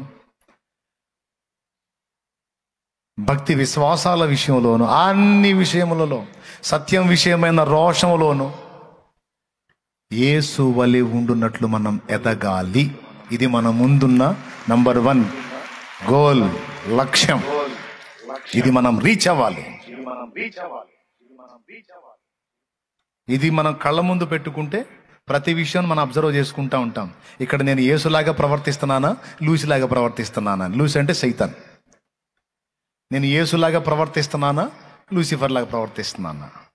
నేనున్న ఈ సిచ్యువేషన్లో ప్రభు ఉంటే ఎలా ప్రవర్తిస్తాడు, మరి నేను ఎలా ప్రవర్తిస్తున్నాను అనేది ఆలోచించుకుంటూ చాలా విషయాల్లో మనం బ్యాలెన్స్ అవుతాం. యేసు వలె ప్రవర్తించుటకు, యేసు వలె ఉండుటకు అన్ని విషయములలో ఎదుగుదము అంటే అర్థం అది. నీకు దమ్ముంటే యేసులాగా తయారవటానికి రా, యేసు మెట్టులోనికి రా. ఇది మన ముందు దేవుడు ఉంచిన అద్భుతమైన ఛాలెంజ్. మనం ఎక్కాల్సిన ఎత్తైన కొండ అది. పౌలు అన్నాడు, నేను క్రీస్తును పోలి నడుచుకొనుచున్న ప్రకారము మీరు కూడా నన్ను పోలే నడుచుకొనుడి. అది యేసులాగా ఉండునట్లు అంటే పరిపూర్ణత మన మొదటి గురి.